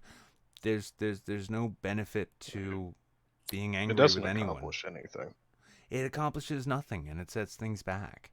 And that's, as far as I'm concerned, like, yeah, like, there's people I don't like, but I don't actively, like, even fucking Andy Worski, you know what? I hope Andy and his family are doing well. Like, I hope, you know, Tonka is okay. Like, I don't want bad things to happen to anyone. And it's this whole thing has kind of brought a lot of shit into perspective, I think. It's been interesting. That's for sure. Yes, it has. Although, well, I will say, there is one thing I will miss about all this. I don't know if I've mentioned it in the past, but I work at a convenience store. Mm-hmm. So my daily opinion of people is, it's not the highest. But, like, people have come in, it's like, wow, it's crazy, man. It's like, there's no one in here. I'm like, I know, right? It's great! Do you know how many fucking dumb assholes I have to deal with on a daily basis? And suddenly there's 90% fewer of them. Well, see, you know what really worries. One of the things that worry me about this, because like I am genuinely, and for anyone watching, I am genuinely on this kick where, I don't want things to go back to normal. I don't, because normal was bad. No. Normal was bad, and it was bad for a lot of people, and it was bad for most people, and it was really good for some. And I don't want that to be the way of it. And I hope people wake up to the fact, like, even now, and, like, you know, yeah, you can see me criticize Candace Owens and Glenn Beck and all these other right-wing retards. It's not just the lefty. No, it's like, if anybody is genuinely saying that risking human lives is worth a stock bump, right? Those are bad human beings. They're bad. Maybe they don't understand what's going on. I had no idea. Yeah, like maybe they don't understand the severity of what things are, or maybe they're just actually trying to make money. Those are bad human beings. I want now to be the time in which people actually recognize that, like, these systems that we have built and survive upon are so fundamentally fragile and broken that they do not deserve to survive. And I with work that, in a nursing home, and it's crazy. Yeah. Well, I mean, here's the thing. Like yourself, people who work in nursing homes, people who work in convenience stores, people who actually are still going out to work now and actually putting themselves at risk. It's the bottom rung. It's the working class service, you know, class in this case, which we're seeing is actually what keeps the fucking country going and keeps our society alive. And the saddest thing is that I really hope, like, when we come out of this, we remember that. But one thing that previous tragedies have taught me is that when we come out of this, we're going to be told that we need to celebrate Goldman Sachs and Carnival Cruise Lines and Boeing, and that those are the true heroes of this. And if we get back to that place, I hope a resurgence comes back, because we fucking deserve it. You know, it really is. Like, you know, when I go to the grocery store with my mask and shit, and I'm like cautiously picking shit out, and I'm like, I'm of the mindset, like, if I touch something, it's coming home with me. I'm not, you know, I don't know if I have the virus, but I'm not risking that. And I see these, like, the 2 weeks off. Like, they made me take a mandatory 2 weeks off because they thought that I had the coronavirus. So they sent me home for 2 weeks, and then I just came back to work, and we've already had 8 coronavirus deaths at my facility. Yeah, You know, and Jesus. I was actually no. I was on the phone Go on. Yeah. with Addie just last week. You see, Addie's a medical courier, and one of his colleagues he tested positive for COVID-19, and he had to go home for 2 weeks. Well, his father died last Monday. The colleague He or, was or living. Addie's? Addie's colleague's father died Monday because he contracted it from his son because he lives with him. And it's fucking crazy to think about, man.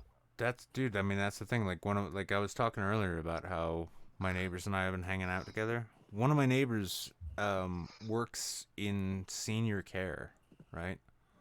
And she lost 3 clients this week. Christ. Yeah, and this is in New Hampshire. I believe we've still got under 1,000 cases here. But yeah, it's one of those things. 1,000 confirmed. The number's way higher because they're not testing. Oh, yeah, no. When I look at, for instance, like every morning, and it's a sick habit of mine, but like every day, every morning when I wake up, the first thing I do is I check on the death toll, and I saw today it was like 21,500. Yeah, and that's insane. Yeah, and so I realized I'm like, so that's probably more like 22,000 people have died. And yeah, and to see that, if we're being conservative.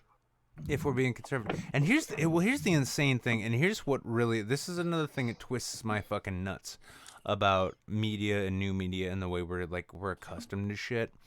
When 9/11 happened and over 2,000 people died just in the World Trade Center, the entire nation came to a stop, and everyone recognized commonly that, wow, this is serious.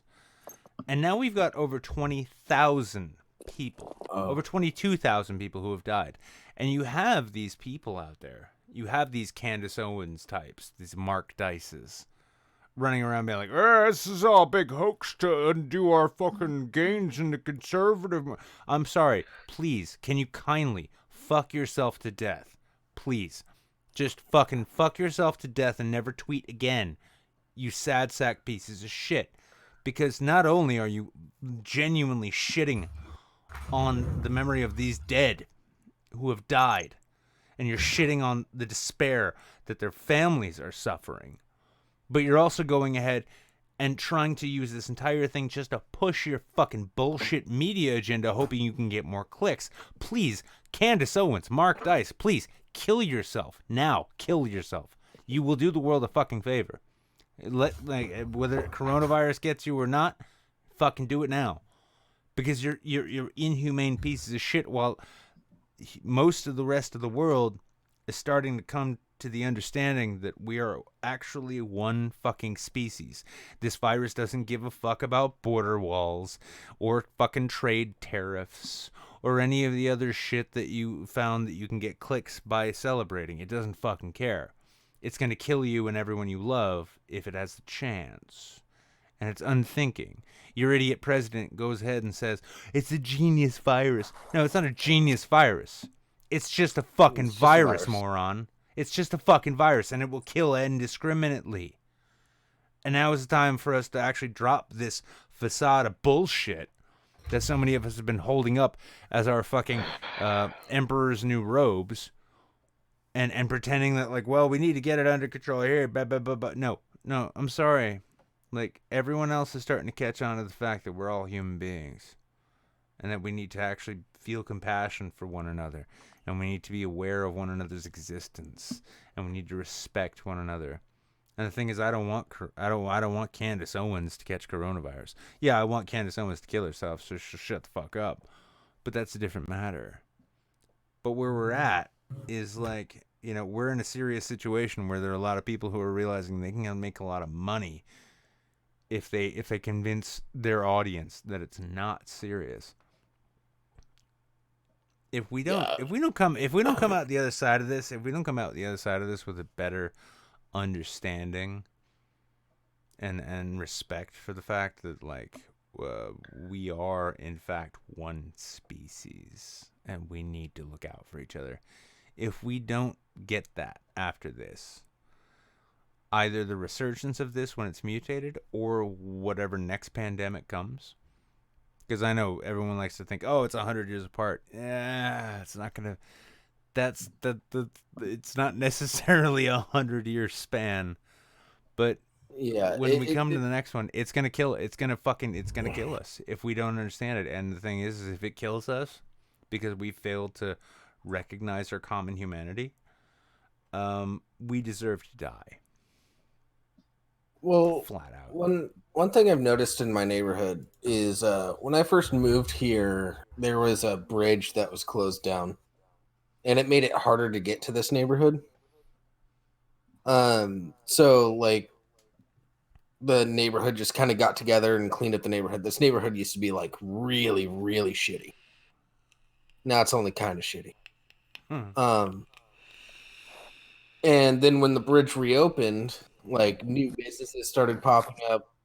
The local bar where everybody in the neighborhood hung out, which was basically our community center, started getting overcrowded and everything like that. And then one thing that happened is since this happened is people are like organizing a bunch of stuff online, and they're doing like my buddy down the street, just like a 2-minute walk for me. His band, they all live together. They just go out on the porch with all their instruments, and then they play a few songs, and then just hang out and shoot the shit for a little bit as like a social distancing part. Everybody stays apart. Jables, is there a chance you could get did they record any of the audio? They don't record the audio. I do have a couple videos on my Twitter that I live streamed when they were playing a show one time. What I was thinking might be fun is if you can get them to record the audio, right? I would love actually to play one of their shows just on this channel. It won't even be during the normal show or video nights. Just it's like, hey everyone, let's watch Jabel's neighborhood band, and if we can get the recorded audio and we can sync it up to the track, we could just play it as a concert. I mean, this is the kind of thing. I spoke about it before. The whole notion of like depression and anxiety dissolving amidst this crisis. I found that, and I kind of think that it's a sense of purpose. Because like the movie nights, for instance, right? I love those things. I mean, we should have been doing them a long time ago, but I'm kind of retarded. Yeah, I was telling you to do them a long time ago. Yeah, but now they're really useful, aren't they? Fucking okay, everyone. Okay, Trump. Yeah, just try and get some credit there, Trump. No, but I mean, this is the thing though. Is like people need, it's like I said about my Trump fan friend, right? Like I watch her freaking out, and it's weird because part of me, on one hand, I think to myself, this shit you're saying is fucking stupid, and you need to stop. But then on the other hand, I'm like, she's really scared, and I can't discount that. And people need things to make them feel better. And if we, and I don't say me, but I say we, if we can give a dozen people some distraction, some feeling of things are going to be okay. Hey, let's watch a movie, guys. Don't worry about this shit. Come on. We'll make jokes about social distancing while we watch the movie. That's a little escapism. It's a fucking duty. Like it's an obligation. Like if you have the power, it's Rule 303. If you have the means to do something, you have the obligation to do that thing. I see movie nights, and I guess even this show to a smaller extent is kind of that. Yeah. That's honestly been the hardest part of all this for me personally is I love my old man. I do. But he chooses to live in fear. And he believes in some really stupid shit. like I don't know when it started, probably a few years ago now, but he's gotten really big into the conspiracy sort of mindset. Like I've heard him unironically telling people that visit the house that this entire thing was just a scheme engineered by the Chinese to ruin our economy. Oh yeah. Oh Jesus. And I've it's heard just that like, one. and I hear I this started day dabbling. in. I hear this day in and day out, and it's just like, Dad, I love you, but for fuck's sake, that is so fucking dumb. Yeah, I like to dabble in conspiracy theories and like take them on and tout Oh, it yeah, like as I like find I them actually believe this thing. interesting, but I don't believe There's any of no it. there's no weight behind that one, so I can't really like go full bore and just start telling people that I believe that Well, thing. you know, Yeah, let's here's destroy the my economy of our friend. main trade partner. Well, no, That not makes only sense. that. Well, like that friend that I mentioned before, right? Like she's buying into that. It was a Chinese conspiracy thing, right? Yeah. Now, and my initial reaction is one of, "Oh, you're fucking dumb," right? But then I remember when people are really scared, having an answer, like a ready-made answer, even if it's full of shit, right, is something that they need. And it's not one of these things like they're just stupid, so they go for it. But it's a genuine. When people are scared and angry, they need something to anchor themselves to. And yeah, and when I see people going for that dumb shit, like that conspiracy shit, right? It's like, oh, it's everyone's fault. It's the Chinese fault. It's the media's fault. Yeah. And even when I see them like, even when I see them like, sucking Trump's dick, thinking like, oh, our dear leader will save us, right? I have to remind myself that as wretched as that is, it's a reaction out of fear, and you can't judge that because they're terrified. It's also a reaction out of this is a true threat with no true enemy. Mm-hmm. That's it's terror. The other thing. It's fear. It's fear. Yeah. And the thing is like people make really, really bad decisions when they're afraid. And like as much as I wish I could undo those decisions, let's say, yeah, I can't. But I can't. I mean, like when I look at a Candace Owens or a Mark Dice, what I see is somebody looking to capitalize on fear and exploit fear. And to me, that is unforgivable. That is reprehensible and unforgivable. And I will never, for the life of me, stop holding those fearmonger charlatans to account for what it is that they do now, especially because now is when crises are when people show their true colors. And if and we see it with this president, unfortunately too. The only thing he's concerned with is his TV ratings. He's #1 on Facebook. That's all he gives a shit about. Like Trump needs to be held accountable, and all of his fucking dick suckers do too. Candace Owens, Glenn Beck, Mark Dice. These people we need to remember what these people say.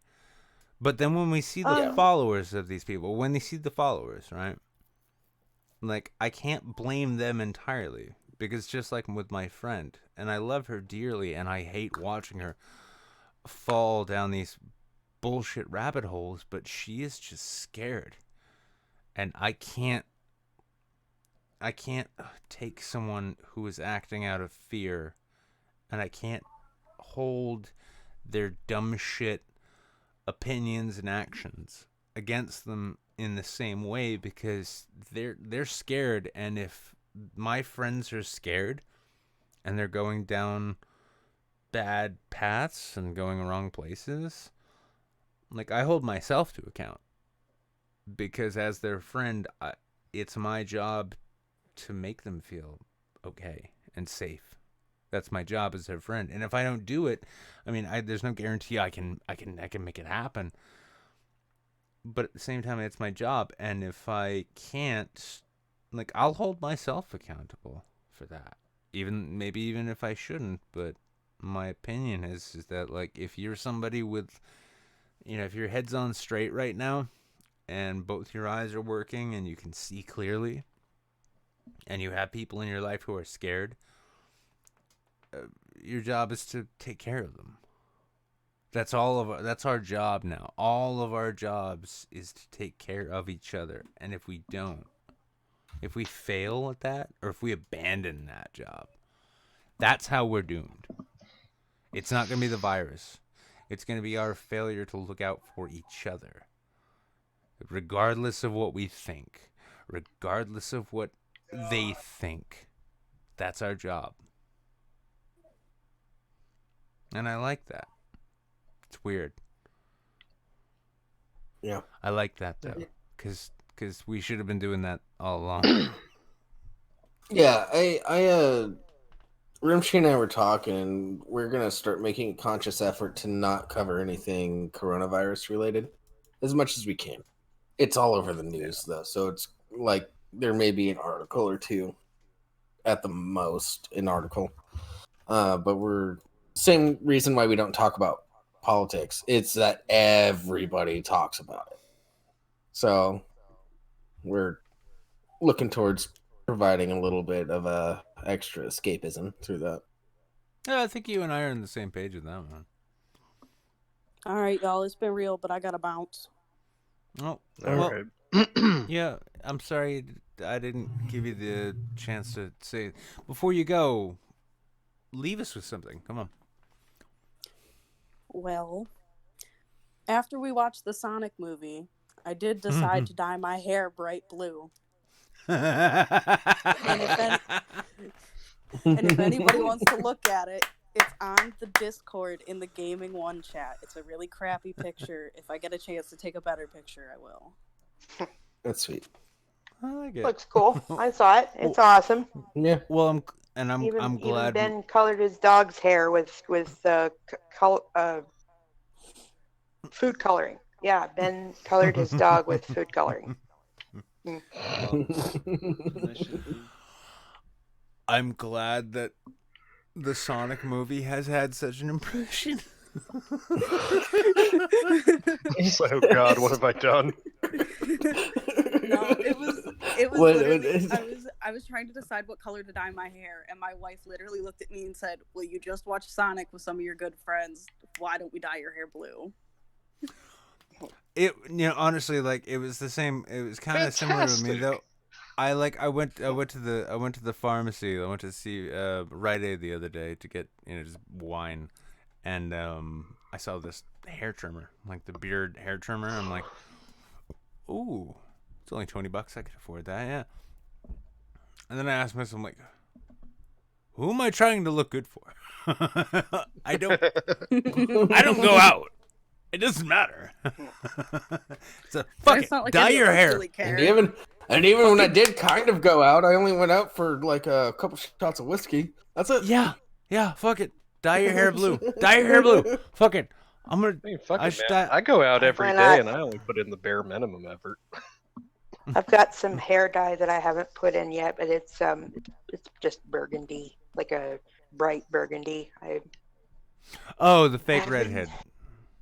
Yes, the fake redhead. Yeah, Well, I do have yeah. the temperament to match said fake I redhead, just. so Here's the thing. Bullshit. Here's the thing I genuinely don't Bullshit? understand though. Really? Why is it so many women are like, I'm gonna be a redhead now, and then they like dye their hair like maroon, when a real redhead, their hair is copper. I used to color my hair strawberry blonde, and Frank made a suggestion. He's like, "Hey, how about this? Something different." I actually like cherry red hair, super bright, fucking, in your face. I've had so many hair colors that it's not even funny. I've had like a It fire doesn't- ombre. I've done Okay. purple and now blue. But speaking as a man with an addiction to redheads, right? The burgundy, the maroon doesn't do it. I want copper. Like, give me that fucking orange hair. Show me that Yeah, shit. give me that your ginger. eyebrow. Yeah, do The your stuff eyebrows that if the sun too. hits it just right will blind you. Oh God, exactly. nobody oh, can pull off orange, Nick. I Do your, mean, No, do your that's pubes I as well. I disagree, and actually, you know what? Just like she'll never see this, but for what it's worth on this show, my ex-girlfriend Julie, the honest love of my life, she's like that one that you never get over. Beautiful copper ginger, right? She's a doctor. She's a doctor right now, and she's a doctor in New York, I believe, which tells me that she's fucking doing the good work. And Yeah, she's on the front fucking lines. I Yeah. will love her. I will love her until the day I die. But I love her a Yeah. little bit more now. So cheers to you, Julie. Pinkies up. Cheers. Salute. Pinkies up. cheers. Cheers. Pinkies up. Anyway, Cheers. brought up a point. He tried something with his wife to make her a redhead. There's something about the skin tone and the hair of natural redheads that just makes it work. You can't just dye your hair that. Yeah, you have to be basically an albino with orange hair. All right, y'all. I'm Basically. gonna bounce into the quarantine room. I'll see Good y'all. night. Good night. Right. And I say, Yeah. by the way, guys, I say that as somebody who has actually slept with an albino. Pretty close. Pretty close. But oh no, that's a story for my Pornhub channel. Oh God. Let's go bottom to top here. Then we're gonna round this show out because I am desperately in need of a chicken sandwich. Sir is watching. What do you want to leave us with tonight? To be honest, I don't have anything. Just try and stay safe out there. Be good to each other. Don't delve into the fucking conspiracy. Yes. Check out the Lesser Saints of Discord so you can watch this unfunny fuck try and string stuff together with a dyslexic who can barely read the articles. I know. I fucking love it when he fucks shit up. And me. By the way, we still need to put that petition up to have this comet renamed to Aslet Maximus. That still needs to happen. I agree. That's a joke that you wouldn't get if you didn't watch the show. Right. Yeah. Aslet. Yeah. Yeah. Oh, I get it. It's a shame thing. Okay. No. No, it's fine. See, Nick, this is how I know you don't watch the show. Yeah. There's a comet half the size of our sun that's moving into our solar system soon. So No, it is not that. I'll be on the lookout for that. Oh my god, I read that fucking article. You were The atmosphere of it makes it half the size of the sun. Yes, we I know. are. Looks. We know everything it about it. looks. Why do you gotta be fucking technical, Nick? It's fine. You're ruining It's it fine. for everyone. It's all fine. So yes, everyone check out Lesser Saints of Discord and keep an eye out for the Death Comet that's coming our way that is apparently twice the size of Jupiter or something. Five Five times the size. Yes, All it right. appears that way, but that's because it has an atmosphere that's very large for some reason. Yeah. So Mickey, We went over that. Yes. Mickey, Watch the show. Yes, you sir. should watch this. What do you want to leave us with? What would you like to say to the world and the universe and all 20 on Twitch and 9 on YouTube? Well, I had a thought that I wanted to share with everybody. You know, I was once a Trump fan before I realized what a colossal piece of shit he is. And it was during the election that I got to read a book about his life and all the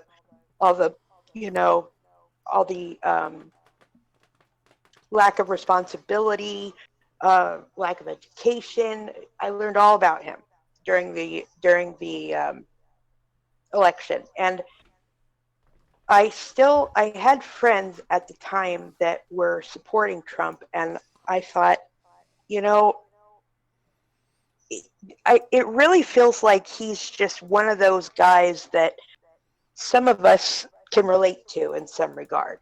He's completely less than perfect. He speaks like an imbecile on TV. He gets butthurt about social media, and he gets butthurt every time somebody confronts him with some terrible thing he's done, and at the end of the day, I feel like, I relate to him in some cases. I have a pretty big ego, just like him. I also get a little butthurt when somebody calls me on my shit. I trust it and I listen to it. But the only difference between me and him is, first of all, I'm not trying to be fucking president. And second of all, I have self-awareness. And if you guys, if I want to share this directly with your fans of your show, all my fam. If you're feeling a little buyer's remorse right now, I get it. He's an easy person to mirror yourself to in some cases. But really, the guy he's a menace, man. He's nobody to admire. His ego gets in the way of actual empathy for the American people. I don't know. Sure, I am grateful for some of the things that he brought forth during the COVID-19 spread. It took him a little too long, and I just, at the end of the day, I want you guys all to know that it's okay if you find him someone that appeals to you as far as his personality, his ego, his imperfections. But honestly, we need to hold the president to a higher standard. Do we really want... Very well put. No, actually, like, and I don't mean to be rude. That's a great place to actually leave it on. To a higher standard. Mm-hmm. Sounds like a complete So. No joke. Yeah. Now, Mickey, you've got a great point to make there, and I'm glad you made it. Thank you for actually hanging in there while we spent most of the night just talking to the fucking drunk ass Scotsman. Fucking Jesus Christ. That was interesting. Nuck is good people. Crab, come on, your turn. We need a I'm gonna let you finish montage of that guy after that. I just wanted I have along the similar vein of what Mickey just said. I hope people try and shift their focus, I guess, politically. Don't focus so much on what the national government's doing. Just go more local, like what you've been doing, like what you were saying earlier. Getting to your take care of your people. That's where it all should start. Yeah, just take care of your people. Take care of your own people. Take care of your people, and your people take care of you, and then that's how we'll survive this. Because there's no one in charge right now. And try and stay positive. Yeah. Always hang on to a hope. Yeah. Always stay positive because, HIV doesn't go away. Wait, no. Always stay People positive. have been getting cured, Nick. Always stay positive. Always stay positive because movie night is just a few days away. And you can come to movie night tomorrow. It's tomorrow. I say that because I know what it's like to go down a rabbit hole of despair. You all have to hang on to a hope. I think everybody in this call's been there at some point or another. Oh. Well, Liz, you're next. Come on, give us something. Say something. Say something, Liz. All right. What's up? Yeah, all right. Well, what do you want to leave us with tonight? I don't know. Come check out Discord. Come check out my movie suggestions because mine are superior. I highly doubt that. I endorse the I endorse the idea. I endorse the idea. Yeah. Well, y'all liked my first movie idea, so. Just saying. I don't know what it was, so. I thought it was a good idea for God to say not to murder too. That doesn't mean the rest of the Bible's great. Yeah. So is that where we're going with this? All right, and to those watching, I swear to Christ, like I shouldn't have to put this out there to you, but I'm gonna do it anyway.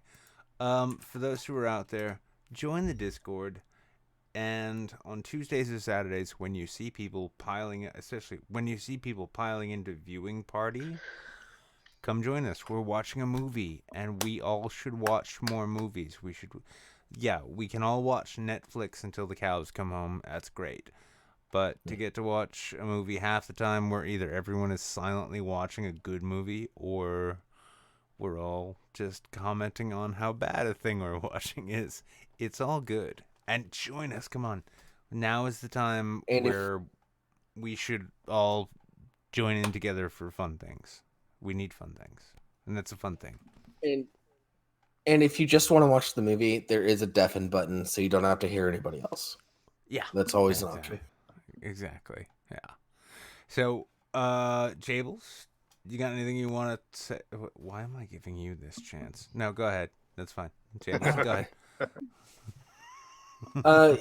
Yeah, tune in movie nights on Tuesdays and Saturdays at 8 p.m. Eastern Standard Time, roughly, depending on Nick. If you see me in a viewing party chat, that means that it's going to be starting soon, ish. Yeah. Yeah, I'm the little red flag to get everybody to pile in. Game nights are on Thursdays and at the same time. Yeah, so let's do that. And I think and it's a light may or may not happen thing. I mean, if I'm not there, whatever, I'm sure someone else can handle it. But I do think Sunday nights we'll be doing comedy, streaming or airing our favorite stand-up or sketch bits that we've seen from people who are better than we are. Yeah, I listened to about 4 or 5 different specials today, and I got a couple that I might toss into the pile. Yeah, we're like, if you're not a part of the Discord yet, jump in. This isn't just like, hey, join my show shit. This is like we have a good community of people, and moreover than just the fact that we have events and the things that we do. I've known a couple people who joined that and just found the fact that there's always someone to chat with. There's always someone to talk to. If you jump into any of the voice rooms, for instance, somebody else will jump in not even knowing who you are, just to say hello. Yeah, that's a big thing. If you're seeing an empty voice room and you want to talk to somebody, hop in, because a lot of people are scared about joining an empty voice room. Yeah, if you're the first person to pop into a voice room, you will have numbers of people pop in and be like, "Hey, what's going on? How you doing? What's up?" And a lot of people right now could really use that. And so if you could use that, jump in. And if you don't feel you need it, jump in anyway. We're in an age of social distancing. Now is the time where we should really relish the opportunities to talk to strangers who won't get us sick. I'm getting a phone call. Everybody have a good night. I love y'all. Good night, Jables. Yeah, and right. that actually brings us to basically the end of tonight's show. I'm glad I got it pulled off because I was really I was dry heaving and throwing up stomach acid just before we began. Been there, done that. Yeah, a lot of big fun there. But I suppose at the end of this, I take to this show, especially in this time, as something. It's an obligation, and not in that weird way. It's the sort of thing where I know I have to get started. I know I have to go. even when I feel like shit, as I have tonight, I still say to myself, no, the show has to go on. And it's not just for me. But when I get into it, I feel even better myself. Like, I feel like, I feel more alive. I feel awake. And these are the kind of things that will ensure we survive. If we're roaming around, we're I doubt many people are, but, it's better to worry about your neighbor and your friend than it is the stock market or gold futures or whatever. And my hope is that this show and this community and whatever little weirdness it allows for people to feel better brings that back, because we can survive as a species. We can survive without a stock market. We can survive without a political elite. We can survive without stimulus bills. We can survive. What we cannot survive without is community and camaraderie and love. And on that note, I love each of you. I genuinely do. If you tuned in, if you're hanging out, I love you. You're why I do this. The money helps too, but no, we are all community. This virus is a wonderful thing in that it reminds us, if we allow it, we are not divided by states or nations. We're a single species, and we can all die the same way. We all die eventually, and life is curiously precious. And so with that, I will now bring you to Ben Shapiro firing arrows like he's Legolas. Oh, for fuck's sake.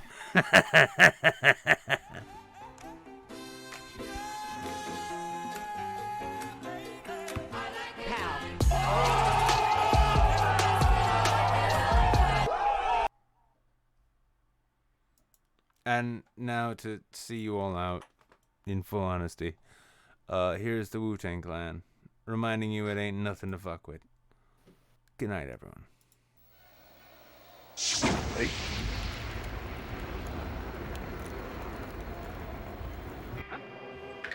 Tiger style. Tiger style. Yo. Wu-Tang Clan ain't nothing to fuck with. Wu-Tang Clan ain't nothing to fuck with. Wu-Tang Clan ain't nothing to fuck with. There's no place to hide once I step inside the room. Dr. Doom, prepare for the boom. Bam! Oh man, I slam. Damn, I scream like Tarzan. I be tossing and forcing, my style is awesome. I'm causing more family food than Richard Dawson. And the survey said you're dead. Baby flying guillotine chops off your fucking head. Mr. Who is that? Hey yo, the Who is back. Making no bro, like on Super Jet. Me fear no one. Oh no, here come the Wu-Tang Shogun. Killer to the eardrum. With the into the groove, I get screwed and I'm forced to fuck it up. My style carries like a pickup truck. Cross the clear blue yonder. See the China Sea, I slam tracks like quarterback sacks from LT. Now I try and test the rebel INS. Bless since the birth, I earth slam your best. Cause I bake the cake, then take the cake and eat it too with my crew while we head state to state. And if you want beef, then bring the ruckus. Wu-Tang Clan ain't nothing to fuck with. Straight from the motherfucker, something busted. Wu-Tang Clan ain't nothing to fuck with. Step up, boy. Represent. Chop his head off, dead. The map will come out tomorrow. The house get busy, bizarro, flows with more afro than Rollo. Coming to a fork in the road, which way to go? Just follow. Method's the legend, niggas is Sleepy Hollow. In fact, I'm a hard act to follow. I dope for Dolo, Bogart coming on through. Niggas is like, oh my God, not you. Yes, I come to get a slice of the pumpkin, the pie. Rather do than die. Check my flavor, coming from the visit with the show for the razor. Who make me reminisce true like ya. Boom, I'm rubber, and it's like glue. Whatever you say rubs off me, sticks to you. Tiger style. Tiger style. Wu-Tang Clan ain't nothing to with. Wu-Tang Clan ain't nothing to with. Wu-Tang Clan ain't nothing to with. Wu-Tang Clan ain't nothing to with.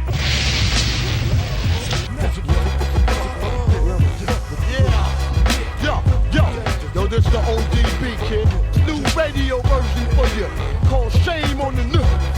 So everybody, I jump on it. Shame on the new, who tried to run game on the new. Who's buck wild with the trigger. Shame on the new, who tried to run game on the new. Soft, get it. Yo, hot 1, hot 2, hot 3, hot. Old dirty back. Cut. Styles unbreakable, shatterproof. To the young youth, you wanna get gun? Shoot, blow. How you like me now? Don't front the style, ruthless, wow. Do you wanna get your teeth knocked on now? Wanna get on it like that? Well then shout. Your RZA, your razor, hit me with the major. The damage, my clan understand.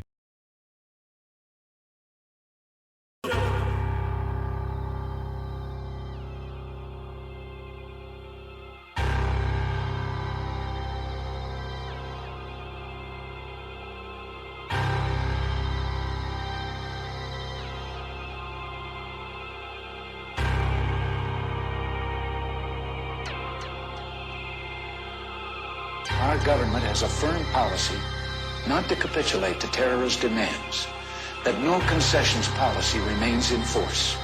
In spite of the wildly speculative and false stories about arms for hostages and alleged ransom payments, we did not, repeat, did not trade weapons or anything else for hostages. Nor will we. The ballad of the bullet, some freedom or some bullshit. Will we ever do it big or just keep settling for little shit? We brag on having bread, but none of us are bakers. We all talk having greens, but none of us own acres. If none of us own acres and none of us grow wheat, then who will feed our people when our people need to eat? So it seems our people starve from lack of understanding, cause all we seem to give them is some ballin' and some dancing and some talking about our car and imaginary mansions. We should be indicted for bullshit we inciting, telling children deaf and pretending it's exciting. We are advertisements for agony and pain. We exploit the youth, we tell them to join the gang. We tell them dope stories, introduce them to the game. Just like Oliver North introduced us to cocaine in the 80s when them bricks came on military plane.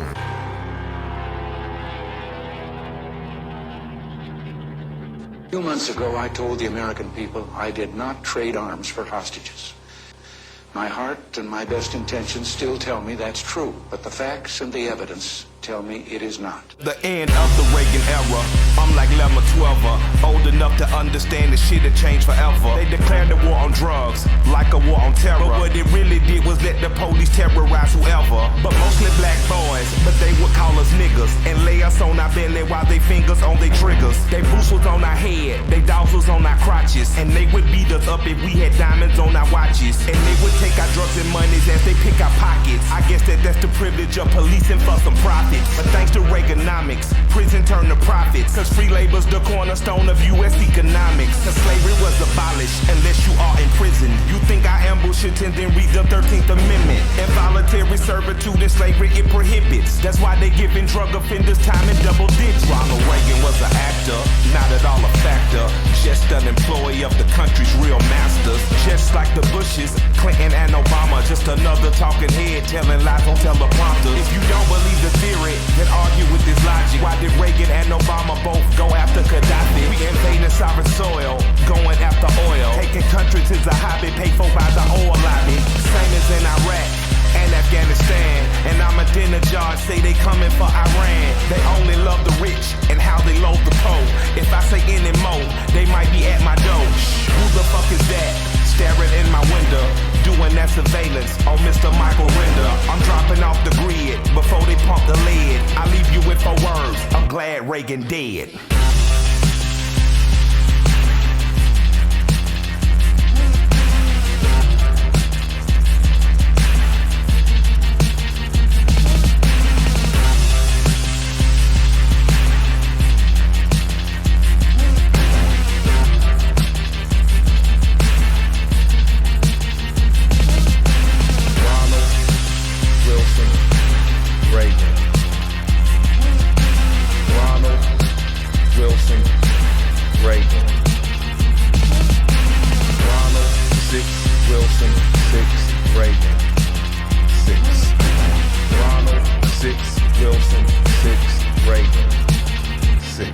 666.